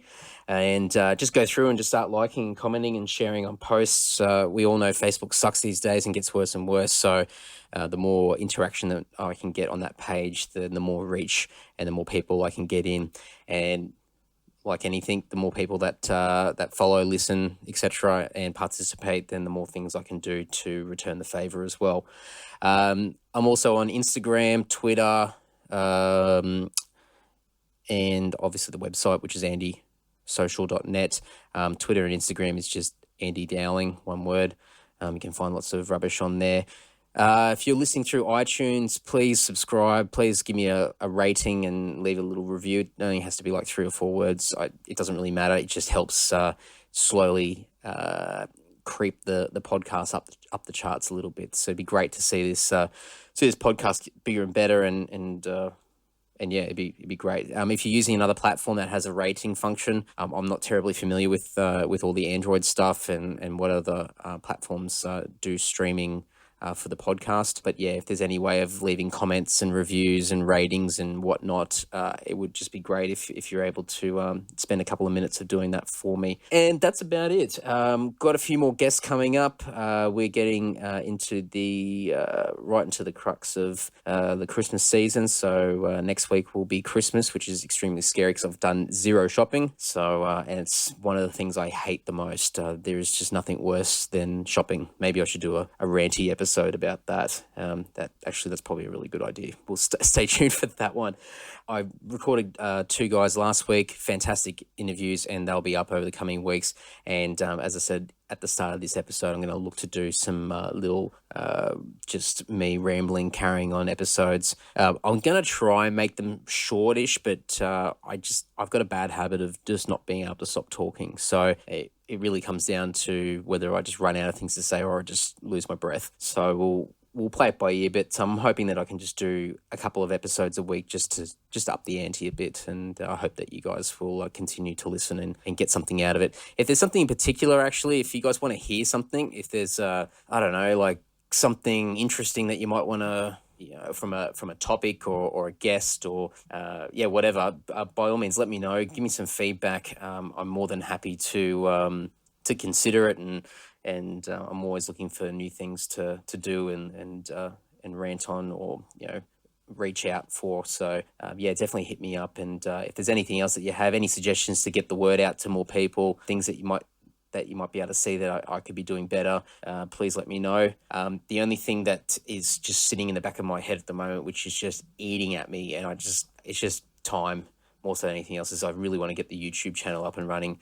I'm thinking about doing a vlog on there as well, which is really, really wanky and a bit egocentric, but I'm just thinking more so about traffic and content and just putting up another form of media. I've been looking at a few other people that do vlogs. It does seem a little bit time consuming, so it could be quite cool and quite fun and entertaining, but it just depends on how I can fit that in. But at the moment, the big thing that's eating at me is getting the YouTube page up and running, just to have the audio up there in another platform so people can listen to it, because there are people that just prefer to use YouTube than anything else. So I'll hopefully have that up soon. Maybe that's a task or a goal that I can do for over the Christmas break. That's it.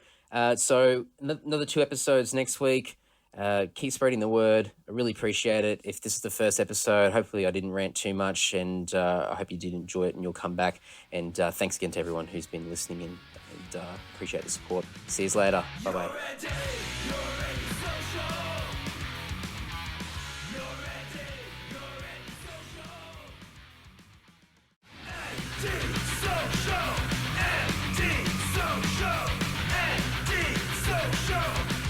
Howdy. Welcome to the podcast. If you're listening for the first time, can you please stop and go back and listen to another episode, because this is going to be a real deterrent. This is just going to be one of my in-between episodes.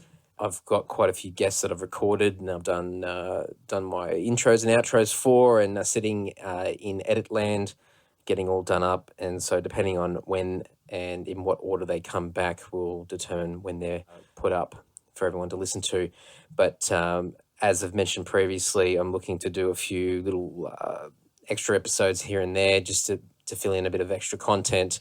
And given that I'm hoping this episode will go out the week of Christmas, actually, if it doesn't, well, it won't go out. It's going to come out in Christmas. So there you go.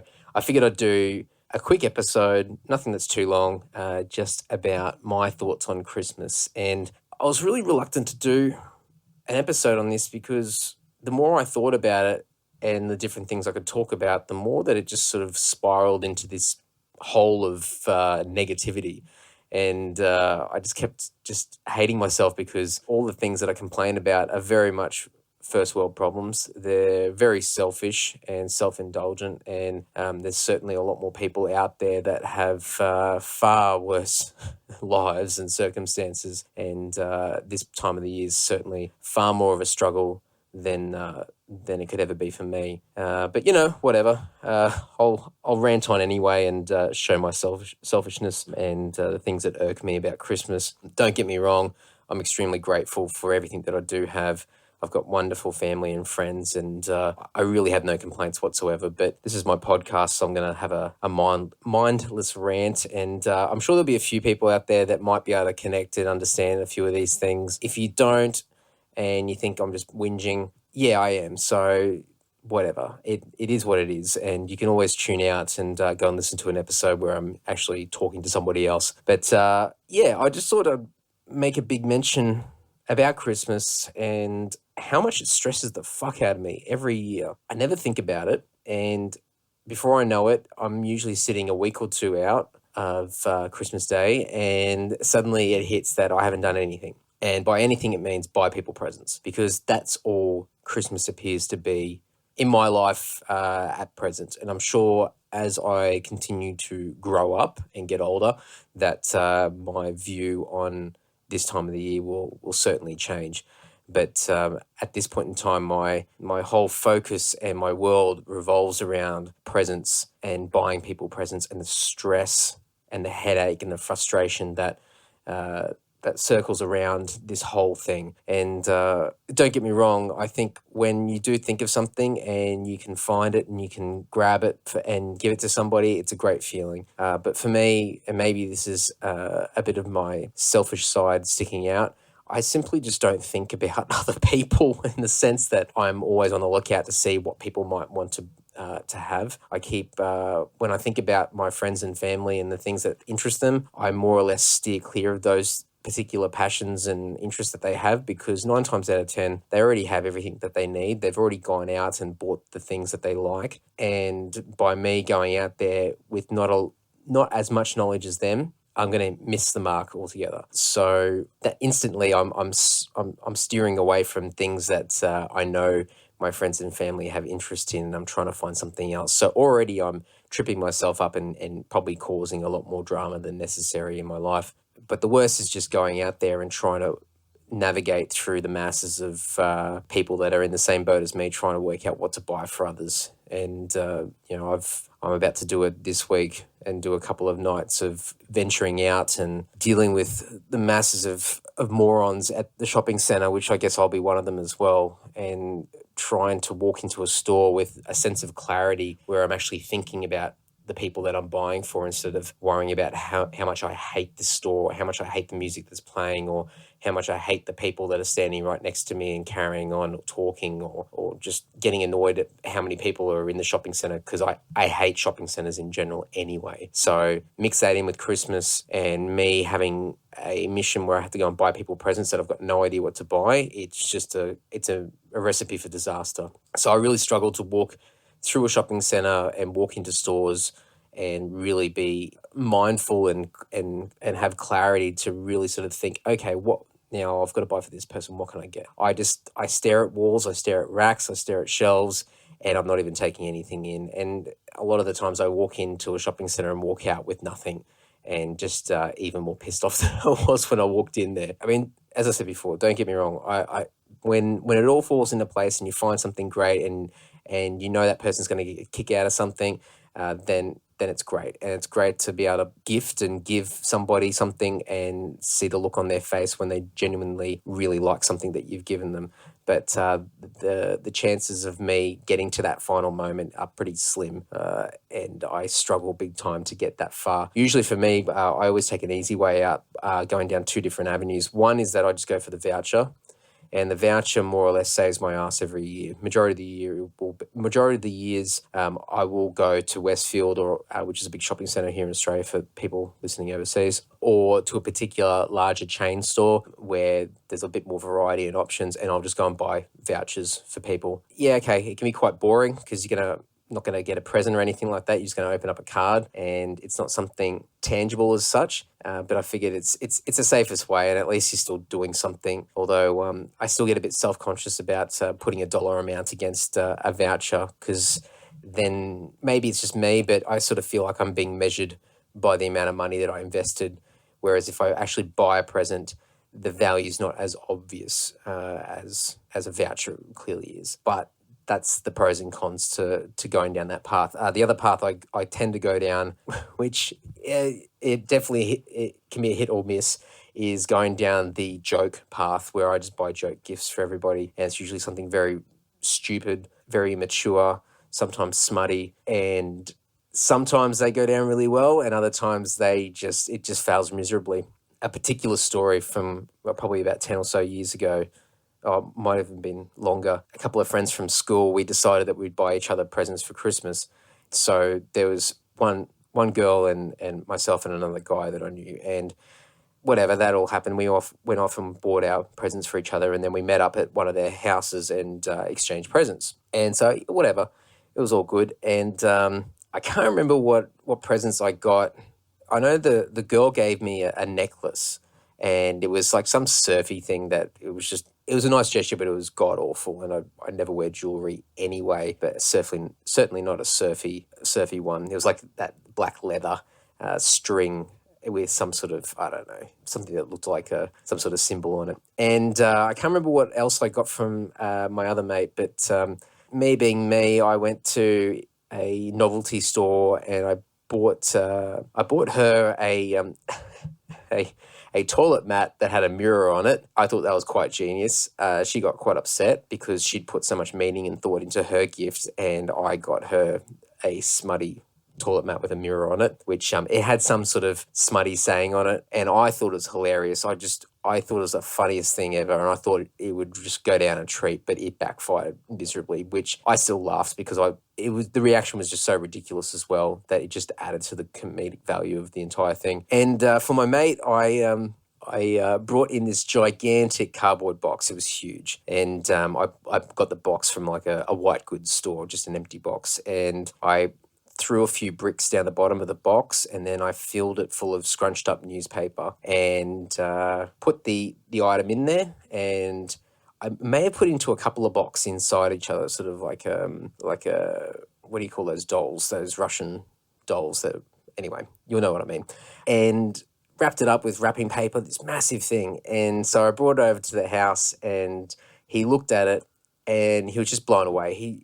I think he instantly felt guilty because it looked like I'd just gone to town. I'd spent a lot of money, and he just kept saying, "Oh, thank you so much. I can't believe this. This is amazing." He hasn't even opened the bloody thing yet. He's just looking at the size of this thing. He's like, "Oh, next year I'm going to get you the best thing. Just you wait. I'm going to top this for sure." And I'm just standing there with this smirk on my face because I think I'm the funniest guy. I think I'm so smart, and then I've totally got him. And it was true. I had tricked him, but I just thought I was the funniest guy. So anyway, he opens it up and he's like, "Oh, what's in here?" And he starts digging away, and he's pulling out the newspaper, and he's getting further down. Then he finds another box, and he's like, "Oh, okay, no, it's not as big as I thought." And so we're having a laugh. And then he gets down to like a couple of boxes down, and then finally he digs his hand down and he pulls out a calendar, just a single calendar. And what was it? It was a fatogram calendar.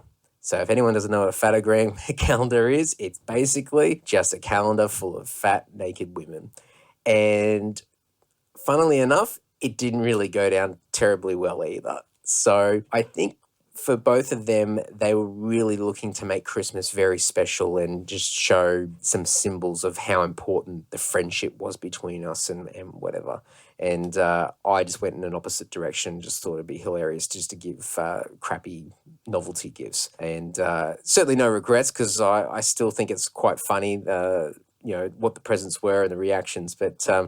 But it is, to go back to what I was saying before, it's definitely an easy avenue for me. I'd much rather go down path and find something ridiculous and stupid than try and find something meaningful. I think a lot of people tend to think about the meaningful presents or something that links in with that person's either personality or their interest or their passion or whatever it might be. And it just gets dicey because you, as I said before, you don't know what that person's going to like, what what they already have. And if they are that interested in a particular subject or a hobby or whatever it might be, you have to be very, very careful. You have to do a lot of research and really poke around to make sure that either they don't have what you're going to get them, or what you're getting them is exactly what they're after.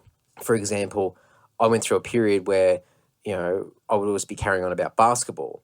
And so people would buy me basketball related stuff, but it would just be stuff that I would never use and was just rubbish. And it's a thought that counts, of course, but I just sort of went, oh, it's just, I can't do anything with it. It's probably going to end up in the bin. And yeah, it is all about the gift of giving, but I get paranoid that I'm going to be that person that gives something to somebody else and they're going to get that reaction. So maybe I'm overthinking this whole Christmas thing way too much, but these are some of the many thoughts that go through my head. And the other thing that people tend to focus on is practicality, and they're trying to think of practical gifts and things that people can use. And same thing for me. I sort of think if it's a practical gift, then chances are that practicality they probably have already got, or they've already purchased it sometime during the year.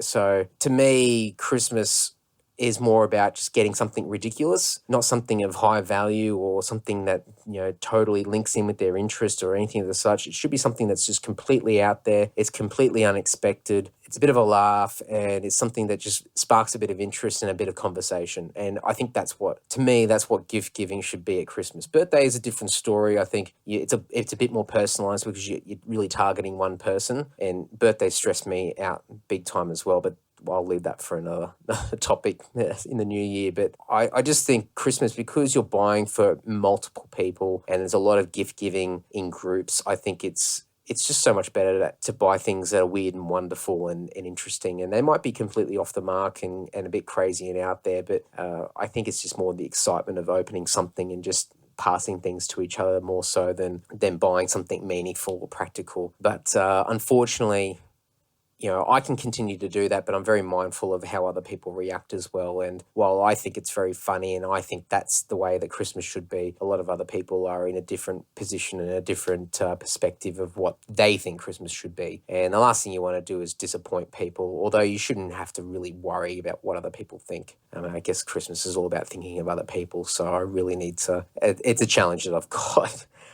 The other thing that really perplexes me about Christmas is that people ask you, they go, what do you want for Christmas? Or people tell you what they want for Christmas. Say, oh, well, if you're going to get anything for Christmas, I want this and I want that and I want that. What's the fucking point?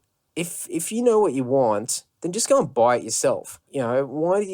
What's the point of getting something wrapped up and put under a tree or on a table or whatever, however you exchange gifts, and you know what's in it? What's the point? It's just ridiculous. It's redundant. And maybe this is just all different perspectives and different views of what people's idea of Christmas is. But to me, if you're going to wrap something up, then the whole wrapping up of a present means that you don't know what's inside. So what's the point of asking someone what they want and then giving them exactly what they want, or, vice versa, or, telling someone what you're after? I've seen a lot of that where people buy someone's present in advance. They'll be like, oh, well, I'll buy you that and that'll be your Christmas present. It's just fucking ridiculous. Like, same thing again. I'll buy that for Christmas and that'll be your Christmas present, and I'll wrap it up and put it under the tree. Just the most redundant thing I've ever heard. It just doesn't even make sense. So anyway, everyone's different. I know. And I have to keep telling myself, and I have to calm down. So I'm in that position at the moment, and I'm really struggling. Tomorrow night, I'm meeting up with Damien, who does all my podcast editing. I'm going to meet up and have a drink, and Jess is at another Christmas party, so I'm going to go and just potter around the city and hopefully just stay chilled and just keep an open mind and hopefully find a few little things along the way. And then the following night, I'm going to go to the local shopping centre and pull my hair out while I wade through the masses of people that are doing last minute shopping like me. There are a lot of people out there that are quite smart and do their Christmas shopping after Christmas for the following year, or buy things throughout the year, because they're a lot more mindful and they think of other people a lot more. Unfortunately, my mind doesn't work like that. And I'd love to be able to think of others a lot more. And maybe that's something I need to continue to work on. But I just don't walk into shops and look at things and go, oh, that'd be a great present for such and such. Oh, I should get that for them for Christmas or for their birthday. I don't function like that. I wait until it's like the day or the week before I have to get something for somebody, and then I start to panic and I've got no idea what to do. And then I usually buy something really crap. But yeah, it would be nice to have a bit of forward thinking and be a bit more thoughtful of other people along the way. So I acknowledge my selfishness and something I need to work on. What else was I going to say? The other thing I'm going to complain about, and I'm doing a lot of complaining, so once again, my apologies. The whole act of gifting and giving and receiving. I've always said this, and it does Jess, my fiance's head in. It does everybody's head in that I speak to. Whenever someone asks me what I want for Christmas or for my birthday, I tell them nothing. And you know how when people say, whether it be for a birthday or a party or something like that, and they say, don't bring anything. I've got everything here. Don't bring anything. And I'm pretty sure there's a TV ad here in Australia that was about that, but it was like they sort of joked and said they still mean that you should bring something. Even though they say don't, you should still bring something. When I say don't get me anything, I fucking mean it. Do not get me anything.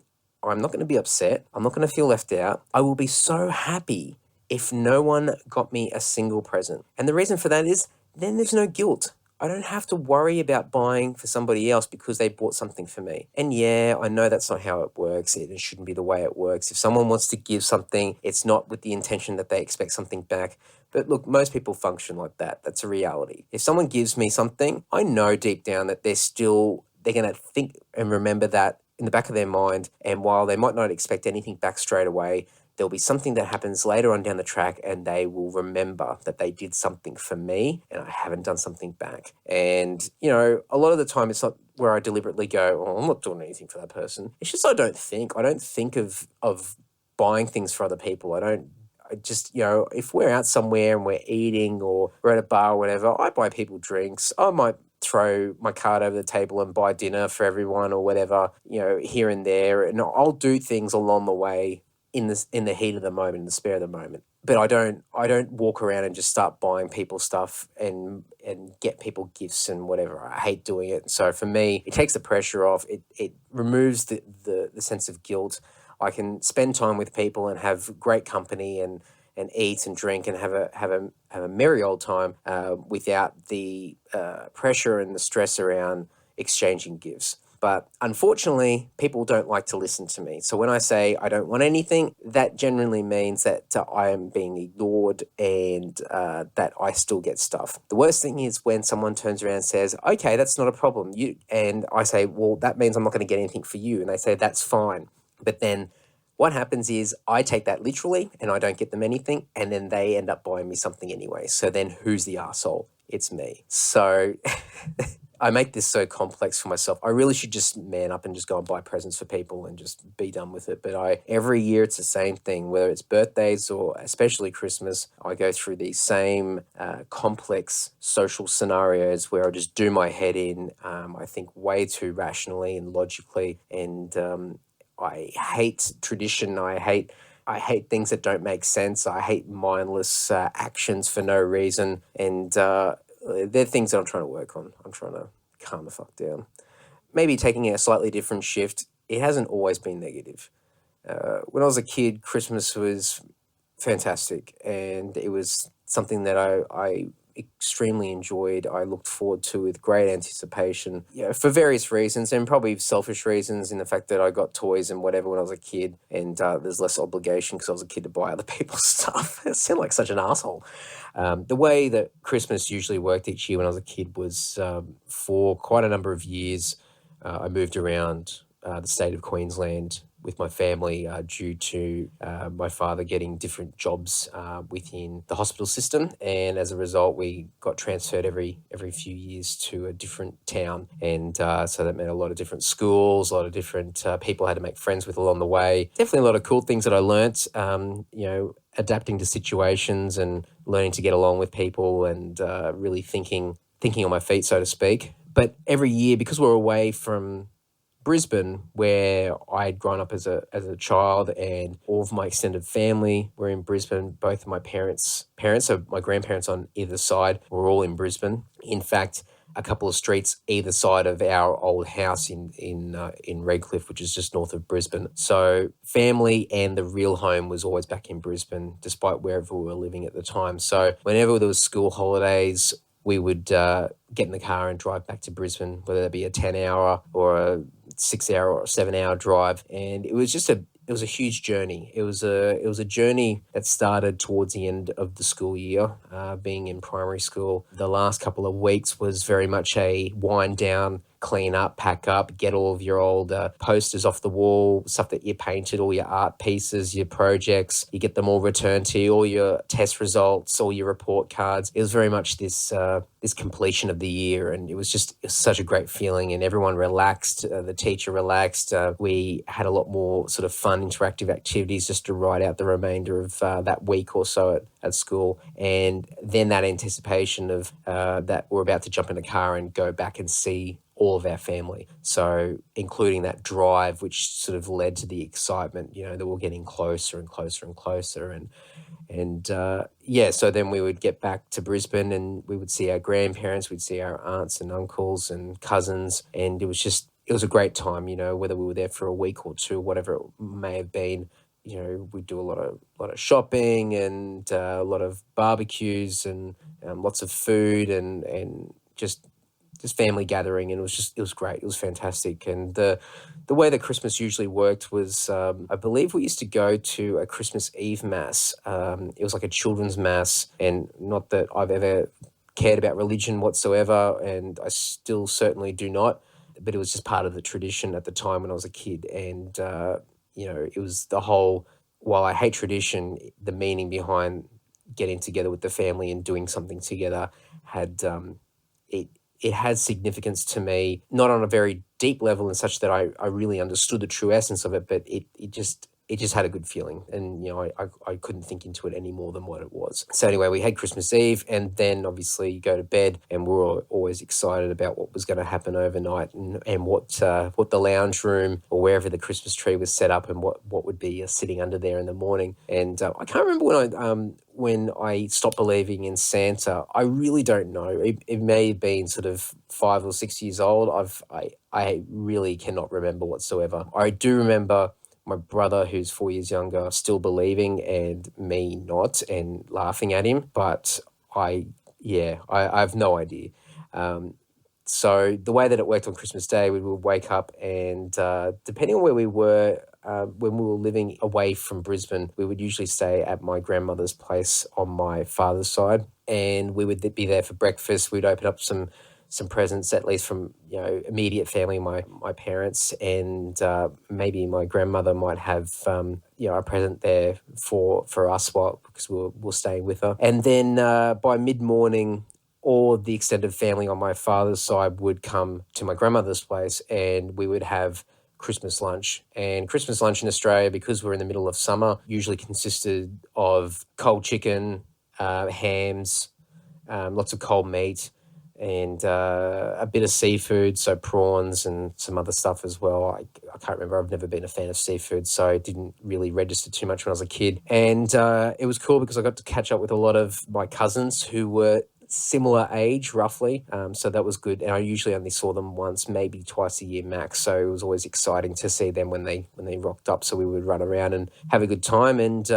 And this was pre-Secret Santa, before Secret Santa started to get quite popular. So when we were kids, we got presents from everybody, from all the uncles and aunts and everyone. And so we used to have these Santa sacks, and it would just be all, cheap rubbish toys or whatever it might have been. But it was just exciting to open things up and see what they were, and then throw them, or throw it around the backyard or whatever it may have been. And that usually went until about mid-afternoon, and then slowly everyone would head off, and then we would go over to my mother's parents' place, so my grandparents on my mother's side, and we would have Christmas dinner there. And I think it was a very similar, I really can't remember exactly what we would have, but I have a funny feeling that it was very similar to whatever we had for our lunch. So it was just very much sort of cold-based food, so cold meats and it's definitely prawns on my mother's side, and so bits of seafood, but very much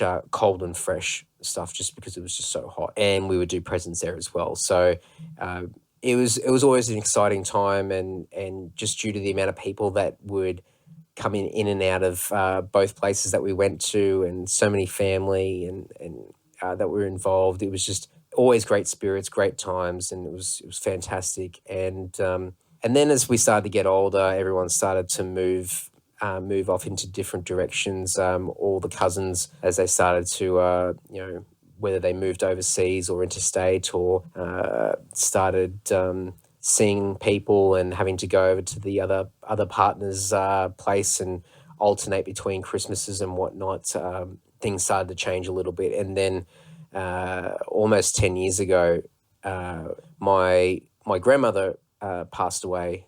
And it was quite interesting because I didn't really think about it at the time, but she really held that side of the family together, at least from my perspective. And I'm sure, my father or other people in my extended family might have a different opinion. But my grandmother really kept the family together, and it gave people an excuse to travel because not everyone lived very close to each other. We were relatively close in the grand scheme of things. No one was really interstate, but some people had to drive a few hours to get there. And I think everyone attempted to try and keep it going the subsequent years after my grandmother passed away. But to be brutally honest, it just felt like too hard basket for a lot of people, and it just stopped.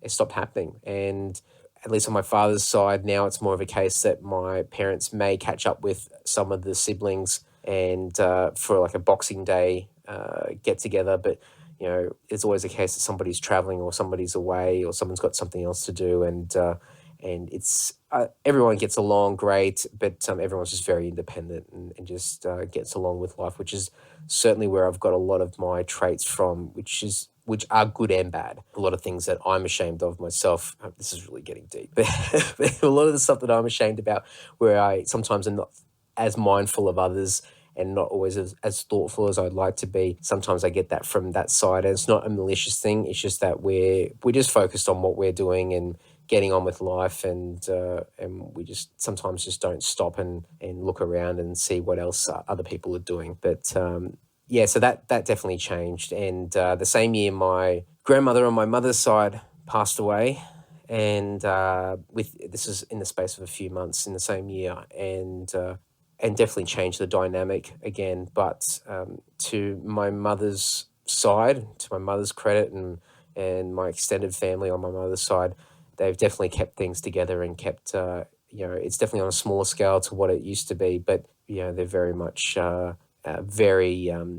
they keep in contact with each other a lot more and spend a lot more time together, and they live a lot closer down the road, my grandfather and my aunts. So that's from a Christmas thing each year. That's still my mother's side still gets together, and every so often, depending on who's around and the time, then my father's side may get together as well. So I think when that changed, that definitely changed my perspective of Christmas. I don't think I learnt the right lessons at the time. I think I was just more disappointed that it was not what it used to be. But you can't keep holding on to the past anyway. And I think just the whole thing of the last 10 plus years of me living in Sydney and getting on with life and being so stuck in what I'm doing and not really thinking about what other people are up to, it definitely gets to this time of year where it causes a lot of stress. But I've definitely got a lot of fond memories of Christmas and a lot of stuff that I won't forget. But I would like to